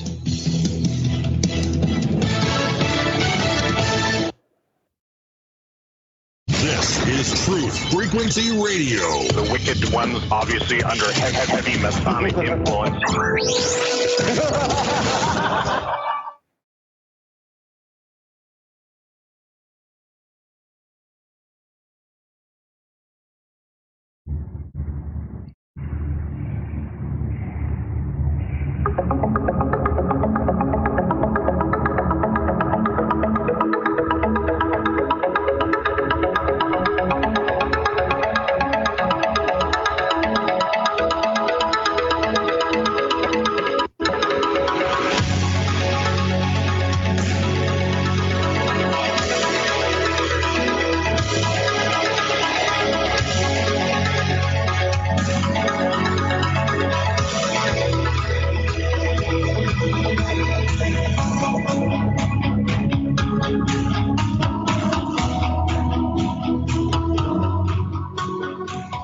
All right, third hour of X Squared Radio coming to you live from the America Free Radio Studios in an undisclosed location east of the Appalachian Mountains.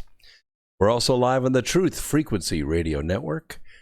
This is where the Truth Freaks hang out. And we are not afraid to let our Truth Freak flag fly. By the way, thank you, Pavel, so much for the donation. I appreciate it very much. You should know, along with everyone else, every donation that is made in the top chat goes toward the North Pole Inner Earth expedition. We haven't accumulated very much, but it will. It'll gain some steam. You'll see. And I thank you very, very much for that donation. Very, very heartfelt. Thank you so much for being out there. Yeah, a lot of people talking about frogs out there because it's spring. It's spring. And spring is going to bring sunshine. And so, who is this? Tubatorium? Wow. Yes. I did have a bad cough a couple years ago. That's true. Did I get it where? At Dulles International Airport? No. No, I think I got the original cough in Tibet. That was a long time ago. It was a weird cough. It stayed for, 4 or 5 months. It was bad. But I don't have the best lungs in the world. But I don't worry about that. I work hard on it and, try to keep them in good shape. Yeah, no worries there. Everything's going good. We overcome and keep going beyond that. So don't worry about that. Everything's good. I just got checked out again by my world famous doctor, and he said I'm a perfectly healthy 45-year-old man, so I'm not going anywhere. In fact, I will be traveling this Tuesday. I'll be out in Arizona and points beyond. And don't worry about me because I am the cure.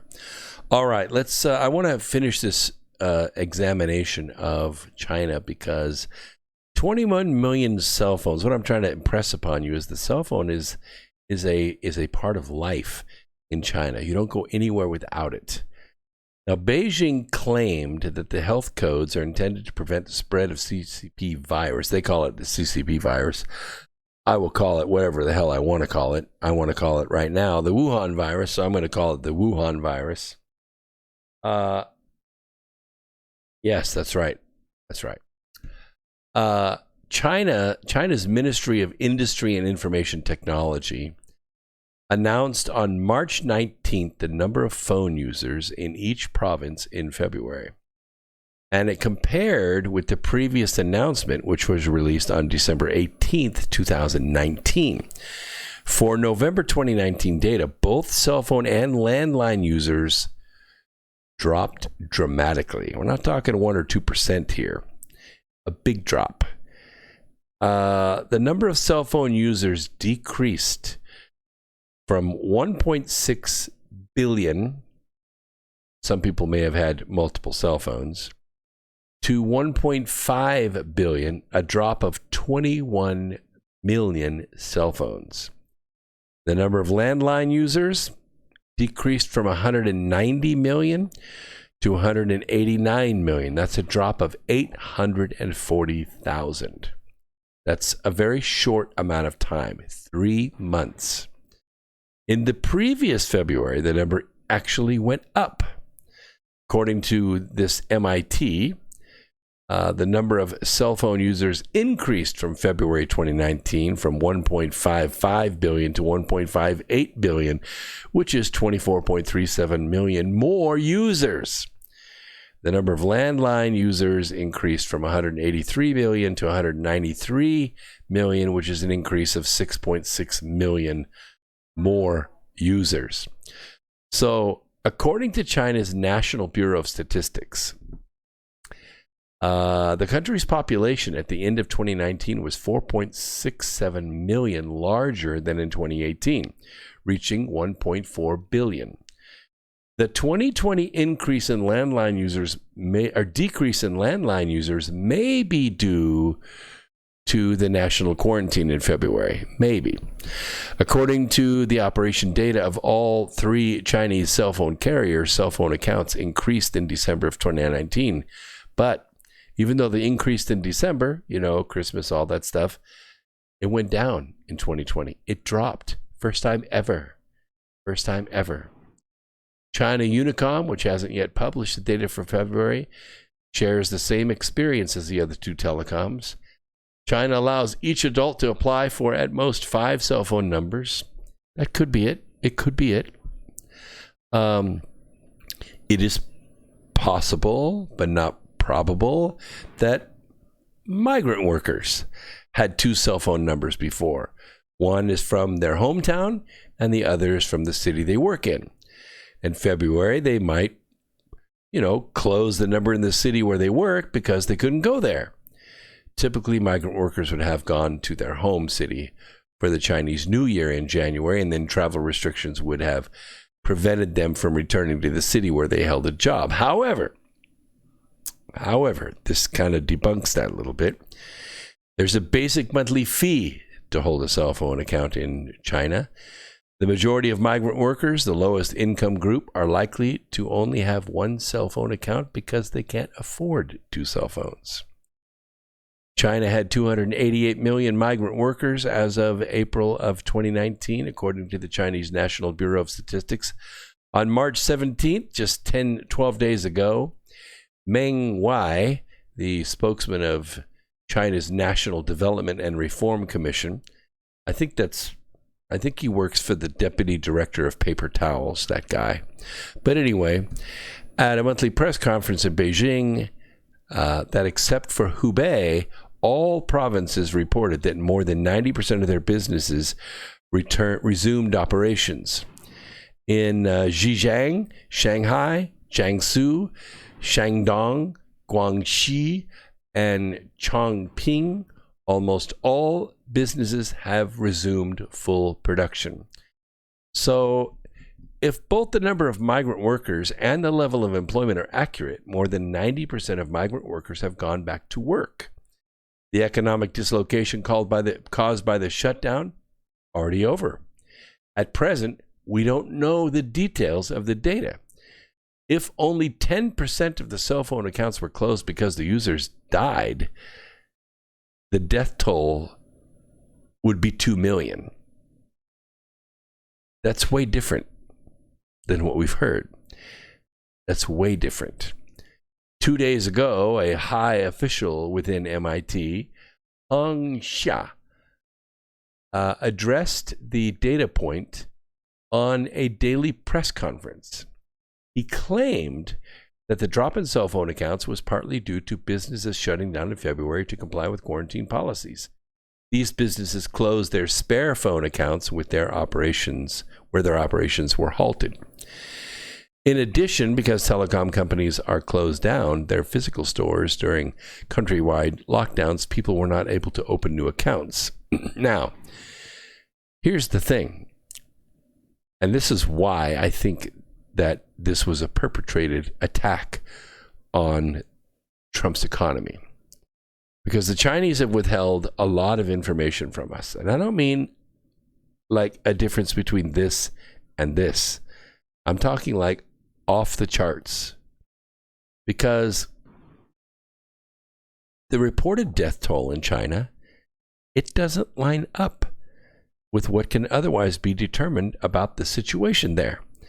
A comparison with the situation in Italy also suggests the Chinese death toll is significantly underreported. Like Tom Cotton said, I think that the Chinese are underreporting by at least 1 or 2 orders of magnitude, which means 10 to 100 times the difference. Italy adopted similar measures to those used by the Chinese regime. The Wuhan virus death toll in Italy, 4,825, translates to a death rate of 9%. In China, where a much larger population was exposed to the virus, in much closer quarters, and much less, news being shared, because you don't share bad news in China. You don't even share a bad facial look in China. The reported death toll of 3,265 translated to a death rate of only 4%, less than half that reported in Italy. Activities in the outbreak epicenter of Hubei province seem to contradict the reported death toll in China. The 7 funeral homes in the city of Wuhan were reported to be burning bodies 24 hours a day, 7 days a week in late January. Hubei province has used 40 mobile cremators, each capable of burning 5 tons of medical waste and bodies a day since February 16th. Now, lacking data, the real death toll in China is still a mystery. The cancellation of 21 million cell phones provides a data point that suggests the real number probably far higher than the official number. I'm just telling you, something crazy is going on there. And something's crazy is going on here. If you've read Charm of Favor, and that's a pretty big if now, a lot of the book takes place with the bad guy holed up in Cheyenne Mountain. Yeah, there's a bad guy in the book, and he is not defeated. I'm just reading that. It says, if China controls these stats on the one hand and was trying to obfuscate disease stats on the other, wouldn't they hide these cell phone stats too? That's very observant, David Caldwell. Very observant indeed. The issue is that the Chinese government can't lie about the data. They can't lie. I suppose they could. I suppose they could go to the cell phone providers and say, nope, make sure that the world knows that all those cell phone users are still out there. But they're not. I thought at first, maybe people were pissed off and they said, I'm tired of being monitored, and they smashed their cell phones.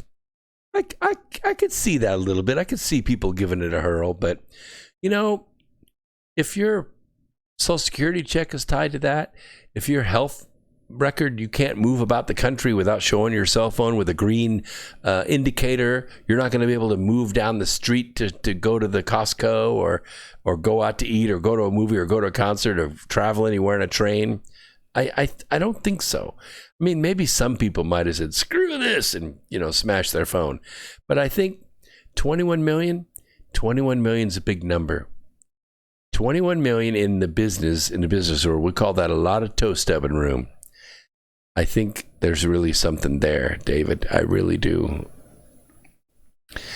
And Kirk says he liked the beard. Well, you grow one then, because I like the smooth face. I just think it makes me look younger. And when you get to a certain age, Kirk, you want to look younger. Trust me. Cheyenne Mountain. The Nephilim closes the doors. U.S. Northern Command has sent teams of essential staff deep underground to wait out the virus pandemic. Now, on the surface, more than 1 million grunts won't be quite as cocooned. No. Air Force General Terrence O'Shaughnessy heads up the U.S. Northern Command, as well as the North American Aerospace Defense Command, which is known as NORAD, a joint U.S.-Canadian operation that monitors the skies over North America for missile and airborne threats. Every single airplane in this country is monitored. Every single airplane in this country has a transponder on board, and they track everything. Well, earlier this week, General O'Shaughnessy told reporters that some of his watch teams would be moved from their usual command center at Peterson Air Force Base in Colorado to a number of hardened underground bunkers. One of these facilities is the Cheyenne Mountain Bunker Complex, a warren of tunnels buried under 2,000 feet of granite and sealed behind blast doors designed to withstand a 30 megaton nuclear explosion. And they can filter and generate their own air, and they have enough supplies under there for a long time. Installations like Cheyenne Mountain are integral to the U.S. government's plan to survive a doomsday scenario. I mentioned the one in Cheyenne, but I also mentioned one you're probably not familiar with. It's called Site R. Yeah.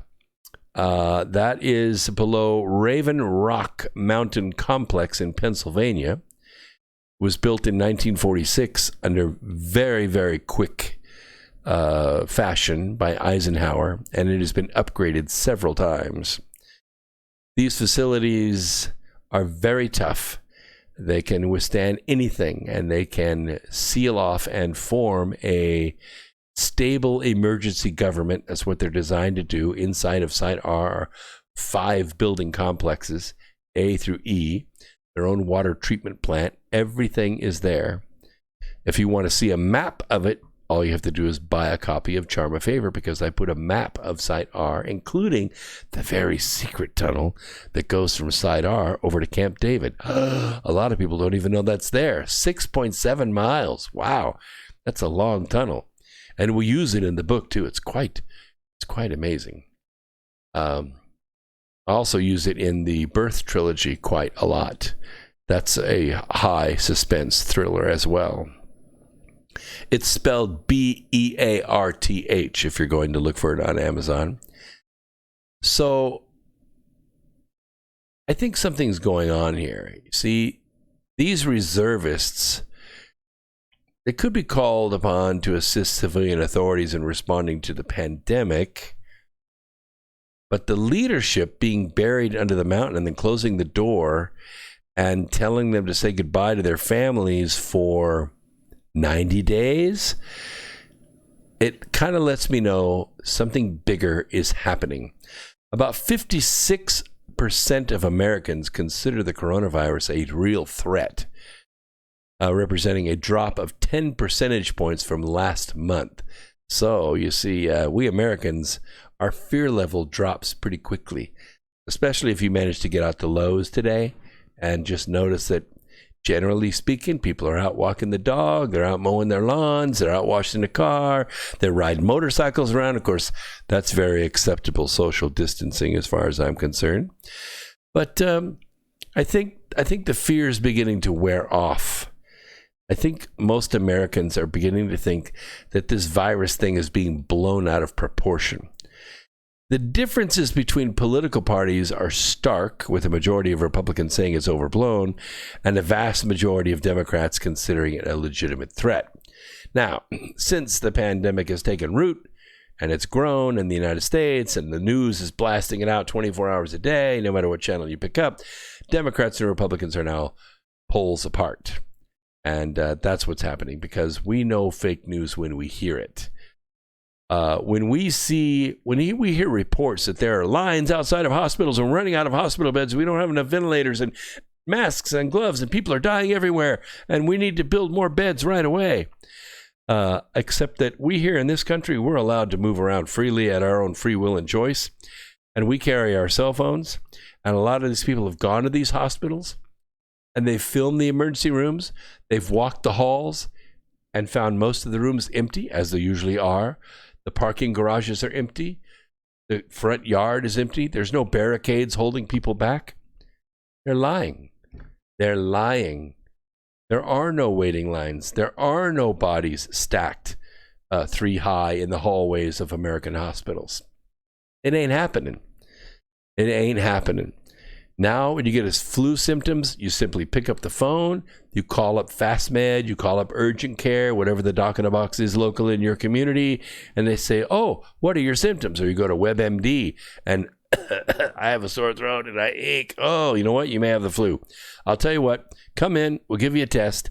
If you prove positive, we have the cure right here, $15. Done. Fantastic. I'll go down to FastMed. It's about 1.3 miles from my house. I have a membership there. I go there maybe 3 times a year, if that. Walk in. Yep. You have a little slight fever. Yep. You tested positive. Here's your drugs. Go home. We'll see you in a week. And done. I'm back to work. Everything's cool. That's what I'm talking about. There are no stacks of bodies. People don't sit around and wait for that. Now, there are some at-risk people worse off than me.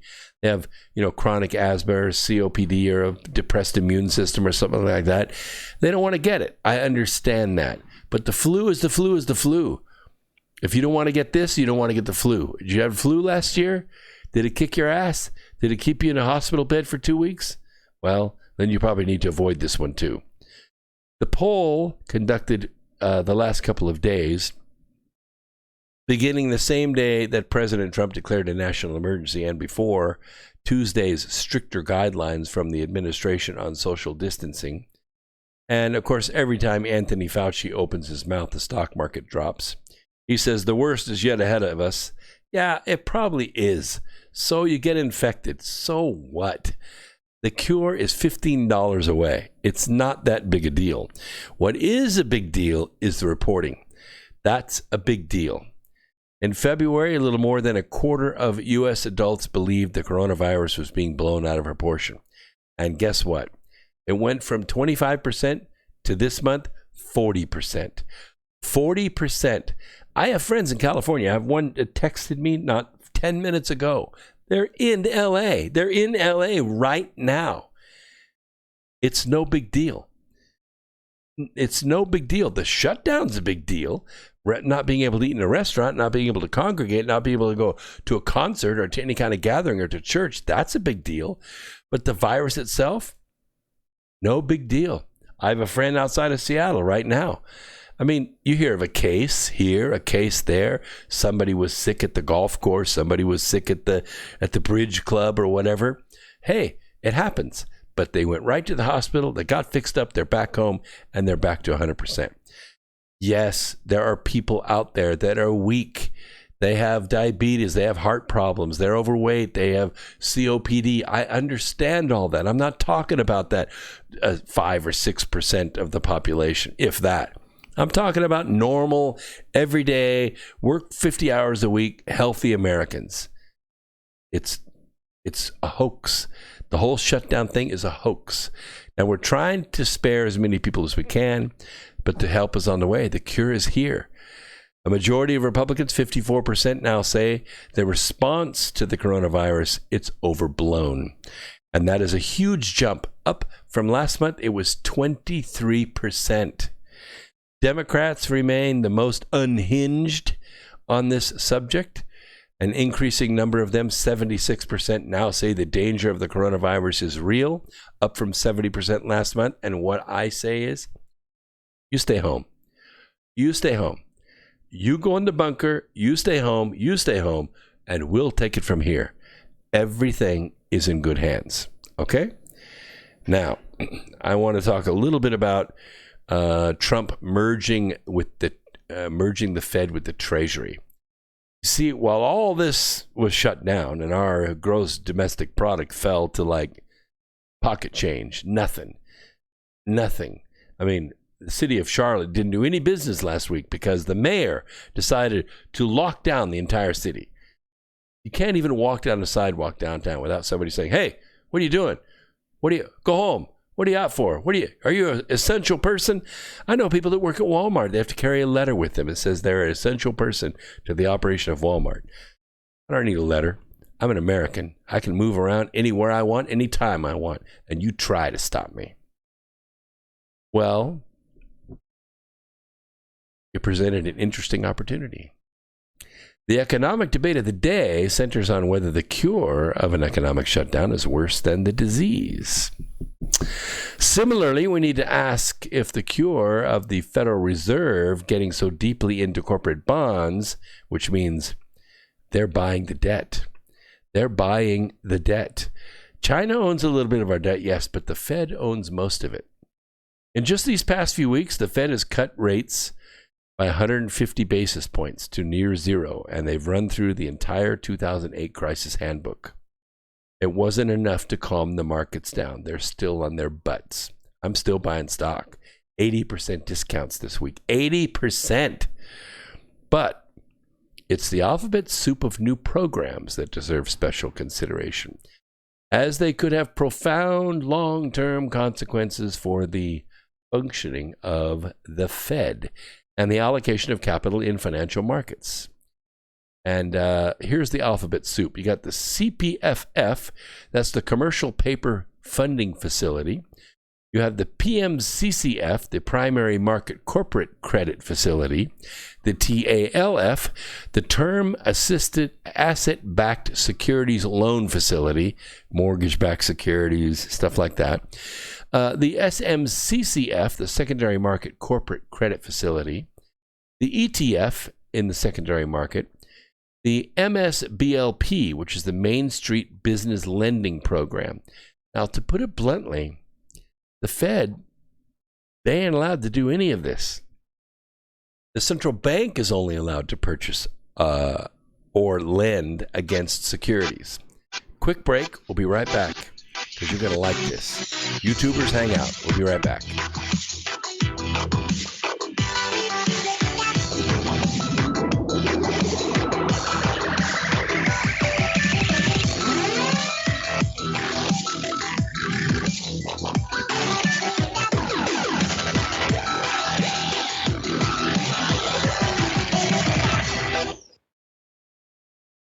It's amazing how people have been raving about ILife all over Facebook. They've been posting their testimonials just because they want to get the word out because it's worked so well for them. If you're not familiar with ILife, it's a 99% pure CBD oil, but the secret is the synergy between the hemp and the ayahuasca vine, the non-psychoactive component of the ayahuasca tea. We recently received an email from a wife whose husband has Parkinson's. For the first time, he's been able to sleep through the entire night. Another customer reported that they're no longer using NSAIDs because their tennis elbow has been relieved with ILife. The reports have been phenomenal and much more than we ever expected. Everyone should have access to this. That's why if you head on over to ILife.com right now and use coupon code TFR, we'll give you $5 towards your order. And we'll even ship it worldwide. That's ILife.com, AYA-life.com. Hey folks, guess what the number one phrase that Life Change Tea receives by email? You ready? We love this tea. We love this tea. Time after time, week after week, we love this tea. Life Change Tea gives you more energy, a beautiful cleansing, and fulfills its slogan perfectly. The tea that makes you go. So if you want to be on your health game, log on to getthetea.com and order Life Change Super Strength Tea. Packages come in a 1-month supply, and when you brew this stuff, wait until you see the results. Aren't we all about the results? And with a lot of people's health struggling, we can use a little bit of help. Doctors will tell you disease starts in the gut. So log on to getthetea.com. That's getthetea.com. Be our next email saying, I love this tea. I mean, I love this tea. Get the tea at getthetea.com. Helping America one tea bag at a time.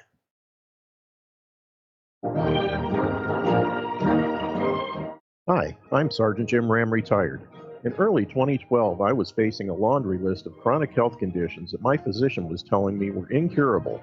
I knew there had to be a better way, and I learned how I could reverse every one of my ailments with science-based, clinically verified medical nutrition. In just a few months, I was able to reverse high blood pressure, gastric reflux, sleep apnea, arthritis, degenerative disc disease, heart arrhythmia, AFib, and many more. And I've lost over 70 pounds and kept it off. Now I'm hosting a radio program that's dedicated to helping my listeners do the same. If you're sick and tired of being sick and tired, if you're sick of being used as an ATM by your doctor, then you'll want to tune into the Your DIY Health radio program here on Truth Frequency Radio every Thursday from 9 a.m. to 11 a.m. Eastern and 6 to 8 a.m. Pacific.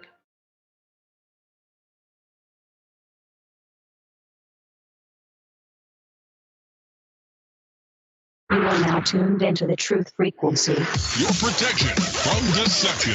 TFR. Truth Frequency Radio.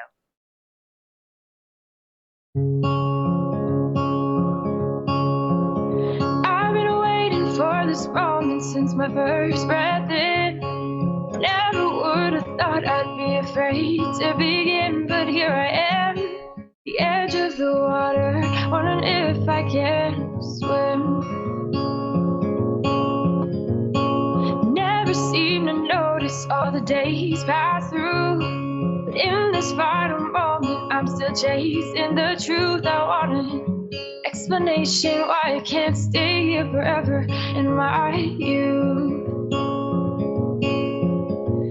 And if I press on, will you wait? Will you wait for me forever? Or would it be wrong to ask you to come with? Tell me, will you wait? Thank you for hanging with me for 3 hours on X Squared Radio here at the America Free Radio studios, somewhere east of the Appalachian Mountains. The big question people are asking today is, how can the Fed do this?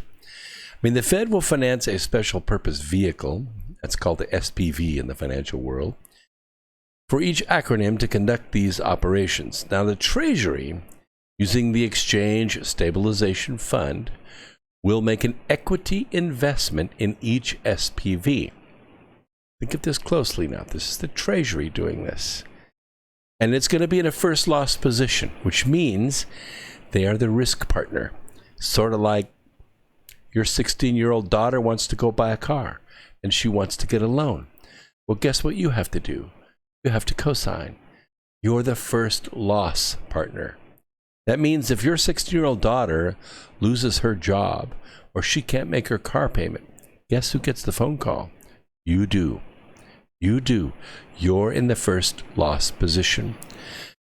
In essence, the Treasury, not the Fed, is buying all these securities and backstopping the loans.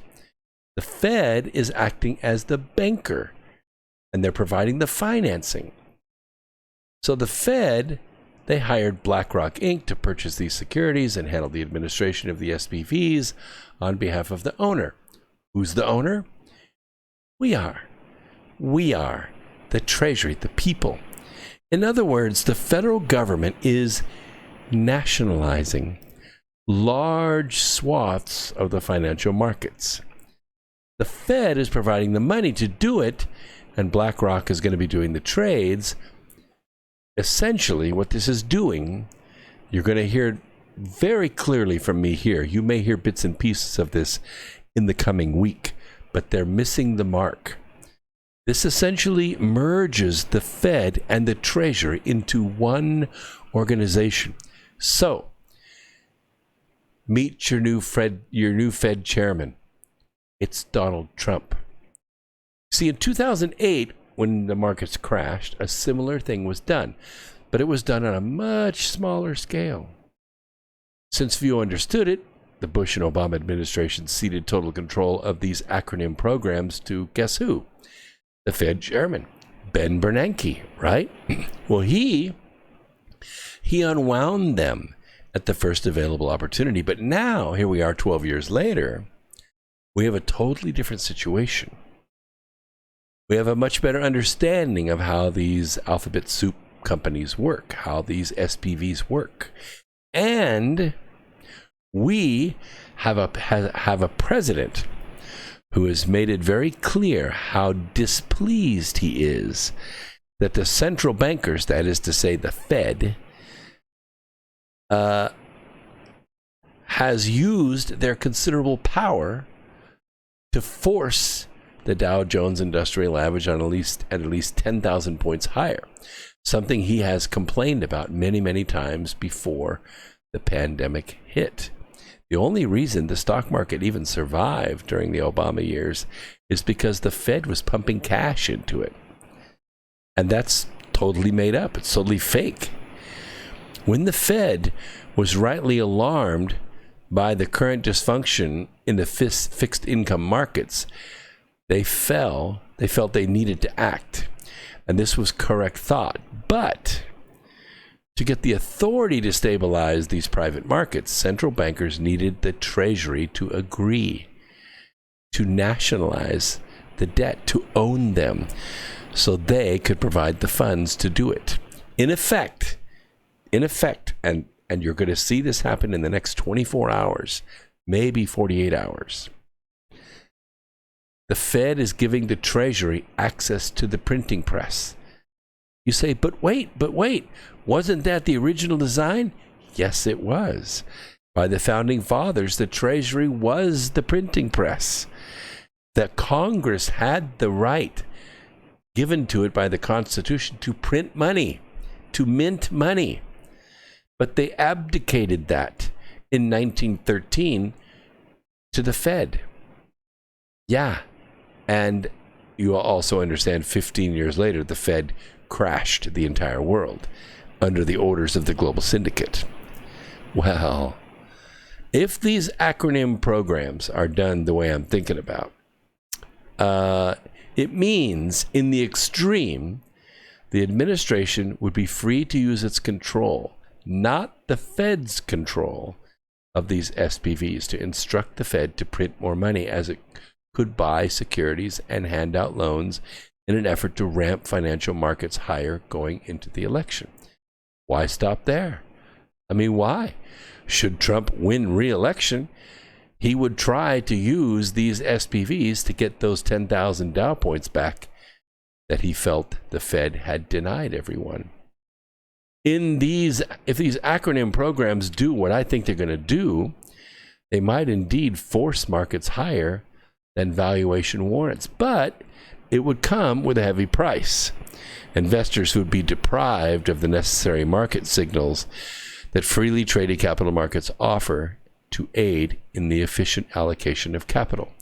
Now, I don't think this is necessarily a bad thing, because when the, quote, free markets are allowed to do it, then you get a lot of panic buying and you get a lot of press release buying. And typically what happens is there are companies out there in the Dow, that are sitting at 50, 75, 200 times earnings. How can that be? How can you have a company whose stock price is 200 times earnings? Because you have the hype, you have the free market forcing that market higher, and it works in the other direction as well. All that goes away once the debt is nationalized. And Fed Chair Jerome Powell needs to tread carefully indeed to ensure his cure isn't worse than the disease, and I believe he will. Trump is going to put 8 more members on the Federal Reserve Board, which means he's going to control it, which means the Fed no longer controls us. That's the big thing. That's the big thing. All right. I have a story on the cure, but I already went over that. I want to talk a little bit about protein from space. A complete protein. Very odd. You have to realize that protein doesn't evolve. Protein is built. It's an engineered molecule. It's built by genes, usually. A complete protein is a critical ingredient for life, and one that could finally solve the mystery of how life on Earth began, how it was discovered.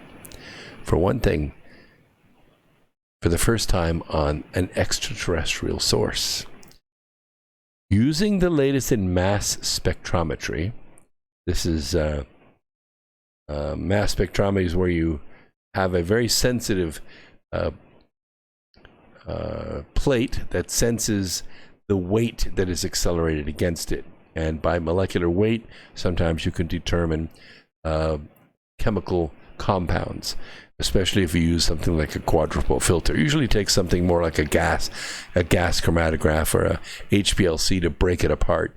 But with a mass spec, at least you can determine that you have an amino acid type of molecule.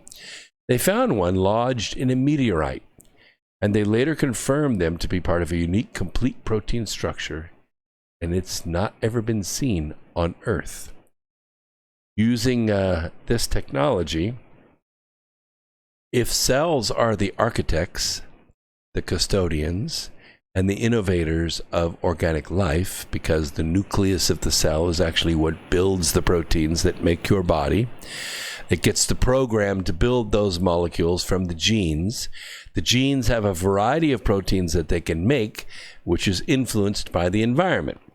How much salt you intake, how much sunlight you're exposed to, what temperatures you're exposed to, what radiation you're exposed to. The spirit within you also influences those genes to make proteins. Proteins, in many ways, are the building blocks used to create bodies.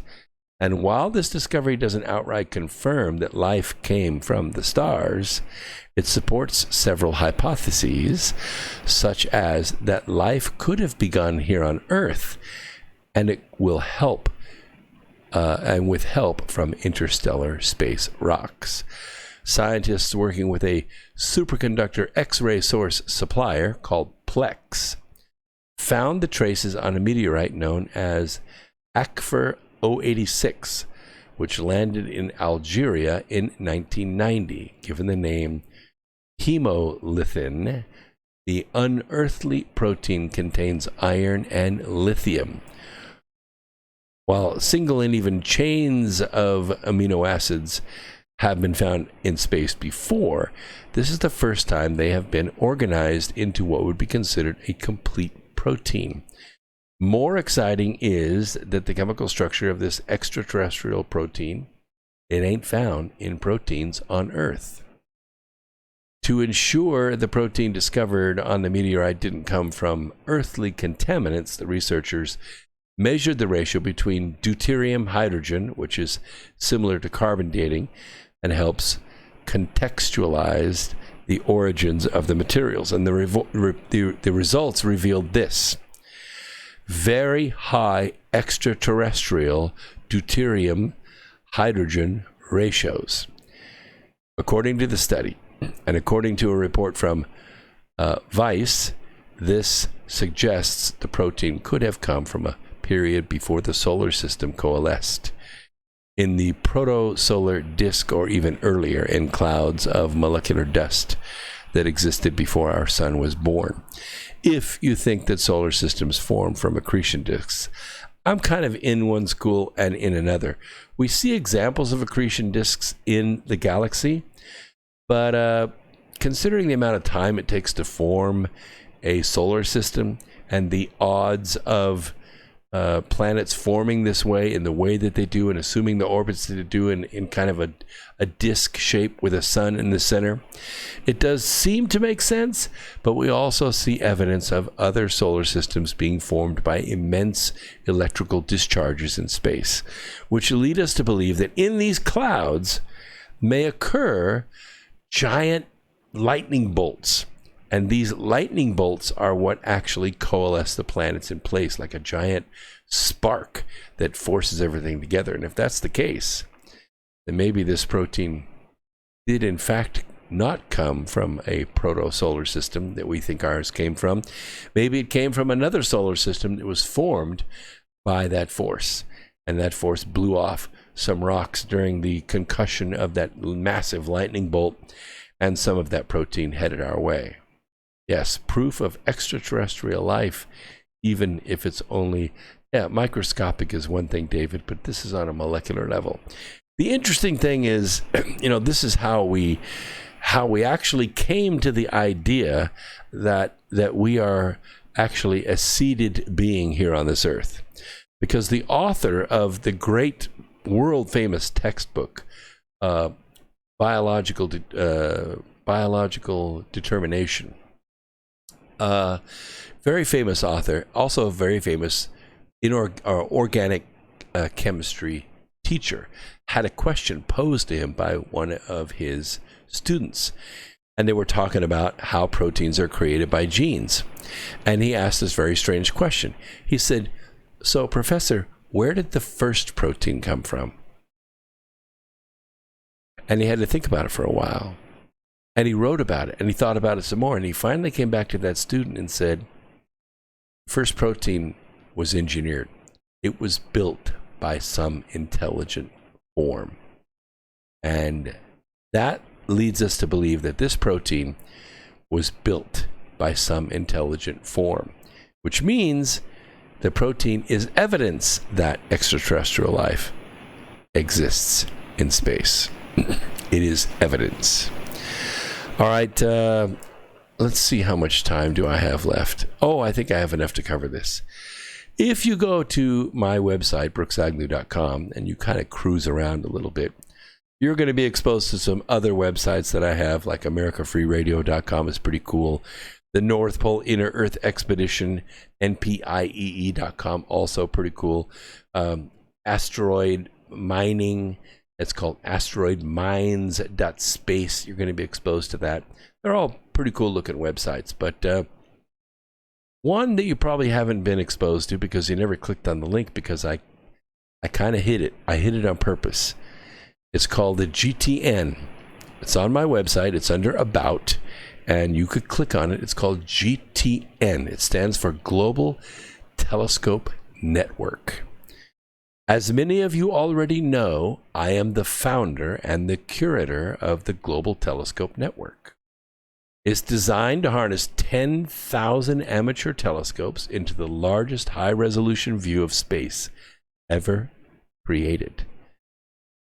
It is seeking grant funds to write the software and distribute the viewing contracts to the telescope owners. You ask the question, why is this necessary? Well, a good case was made for it today. A 17-year-old high school student is being hailed for discovering a new planet that is roughly 6.9 times larger than Earth, and he did it on his third day of an internship with NASA. Now, a senior at Scarsdale High School in New York, Wolf Cookier, landed a 2-month internship with NASA back in the summer of 2019. The internship required him to examine variations of star brightness through NASA's Transiting Exoplanet Survey satellite. The way this works, it looks at a star, it measures the amount of energy that's coming from that star, and when a planet passes in front of that star, it blocks a little bit of that light. This satellite measures that drop, and from that drop in energy, it can say, oh, that's a planet that just passed in front of that sun. Of course, the best thing to do is to wait and see if that exact same drop happens again. What do you learn from that? Well, A, you learned that that's a planet that's orbiting that sun, not just passing by, and you can figure out what that planet's year is going around that sun. If it's a certain size, then you can also tell how dense the sun is, because you can calculate by time what those mass differences are. It's kind of cool. Anyway, upon noticing a slight dip in the brightness readings, Mr. Wolf thought the variation was simply due to a stellar eclipse. Yes, that's what it was caused by. Then he examined the data further and discovered that the dip was actually coming from a planet. I was looking through the data for everything the volunteers had flagged as an eclipsing binary, a system where two stars circle around each other and, from our view, eclipse each other every orbit. Well, about 3 days into my internship, I saw a signal from a system called TOI 1338. At first, I thought it was a stellar eclipse, but the timing was all wrong. It turned out to be a planet. Since NASA confirmed the team's findings, they announced the discovery on their website this week. TOI 1338, as it now is called, is TESS's first circumbinary planet, a world orbiting two stars.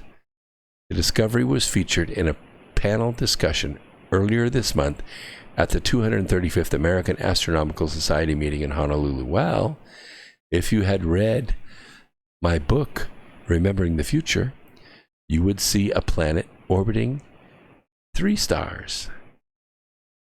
It didn't last. It ended 1,800 years ago. In fact, when that sun went red giant and consumed the rest of that solar system, including that planet, the light from that event near the star Cygnus is going to arrive here the year after next, in 2022 or late 2021. I have to look at it again. It might be August of 2021. But when that light arrives here, it's going to confirm my story in Remembering the Future that I wrote in 2007. That light event occurred 1,800 light years ago. The TOI 1338 system lies 1,300 light years away in the constellation Pictor. The two stars orbit each other every 15 days. One is about 10% more massive than our sun, while the other is cooler, dimmer, and only 1/3 the sun's mass. TOI 1338 is the only known planet in the system. It is around 6.9 times larger than Earth, or between the sizes of Neptune and Saturn. Planet orbits in almost exactly the same plane as the stars, so it experiences regular stellar eclipses. We do not know the mass of this planet. Could be less than Earth, could be more than Earth, we do not know. But we'll do some calculations based on the sizes of those stars. Last item, the Trump effect. 5D chess in DC. The reality show has taken cable TV by storm. The plot is nominally about a war against an invisible Chinese invader that has already killed over 1,200 Americans. The star? Donald Trump. A brilliant, if erratic, father figure who sometimes rambles on, as fathers are wont to do. He is aptly supported by his younger brother, Uncle Mike, who is loyal, steady, competent, and boring. With every strand of his snow-white hair perfectly in place, Uncle Mike also stays at the right hand, says the right thing at the right time. He is as predictable as Donald is unpredictable. Consequently, we pay more attention to Donald, wondering what he will do next. Donald understands this, and he cultivates his reputation for unpredictability. After a generation in which males, especially TV fathers, were portrayed as bumbling fools, Donald breaks the stereotype. Behind every successful man, there's at least one very intelligent woman, and often more. And a man wise enough to listen to them should be there. Dr. Birx doesn't steal the show, but she could. Then there is her problematic older brother, Uncle Anthony. His problem is that he did too well in school and never got over it. He was once Dr. Birx's mentor, but she has now surpassed him in people skills. Unlike Anthony, she would never say in an interview that she wanted to push Donald aside at the microphone or cover her face in public when he made a wisecrack about the deep state department. Granted, she winced a little inside, but she would do her best to maintain a poker face. On the other hand, Uncle Anthony got a little too big for his britches. Donald frequently has a problem with underlings like Uncle Anthony and come to believe they are indispensable, including chiefs of staff, secretaries of state, national security advisors. Donald emulates his hero, Andrew Jackson, a plain-spoken general and president who knew how to represent the common people. The down-to-earth style that Donald channels from Old Hickory misleads many who consider themselves to be his betters to think that they are actually running things. Donald shows them who is boss by dismissing them and censoring their tell-all books. This is merely a cost of doing business for Donald. Anthony is probably smart enough to understand that he too is expendable if it goes too far. Well, it is no small achievement to turn a pandemic into a top-rated TV show, but this is one orchestrated by the media genius who brought us The Apprentice and an estimated $5 billion in free media coverage during the 2016 presidential election. The theme is the same now as it was in 2016. Donald will fight for you and your family. He cares. He is hands-on. He is unconventional. He is outspoken, and he is brilliant. Despite what they try to tell you, this isn't Hurricane Katrina. This messaging seems to be working.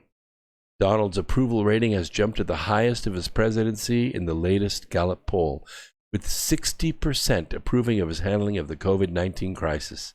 A good case has been made by some that COVID-19, while still serious, was hyped out of proportion by the media.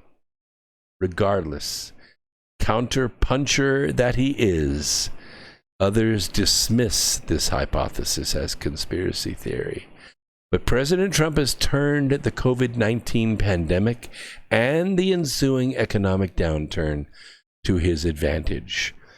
With his new reality show, his policies, particularly cutting off travel from infected, we're not going to have time to finish that. But his recent rise in the polls has less to do with his policies than with the success of his most current reality show. Go out and look for the good in people every day and help it to grow, and you will save the planet. We'll see you next week right here on X Squared Radio.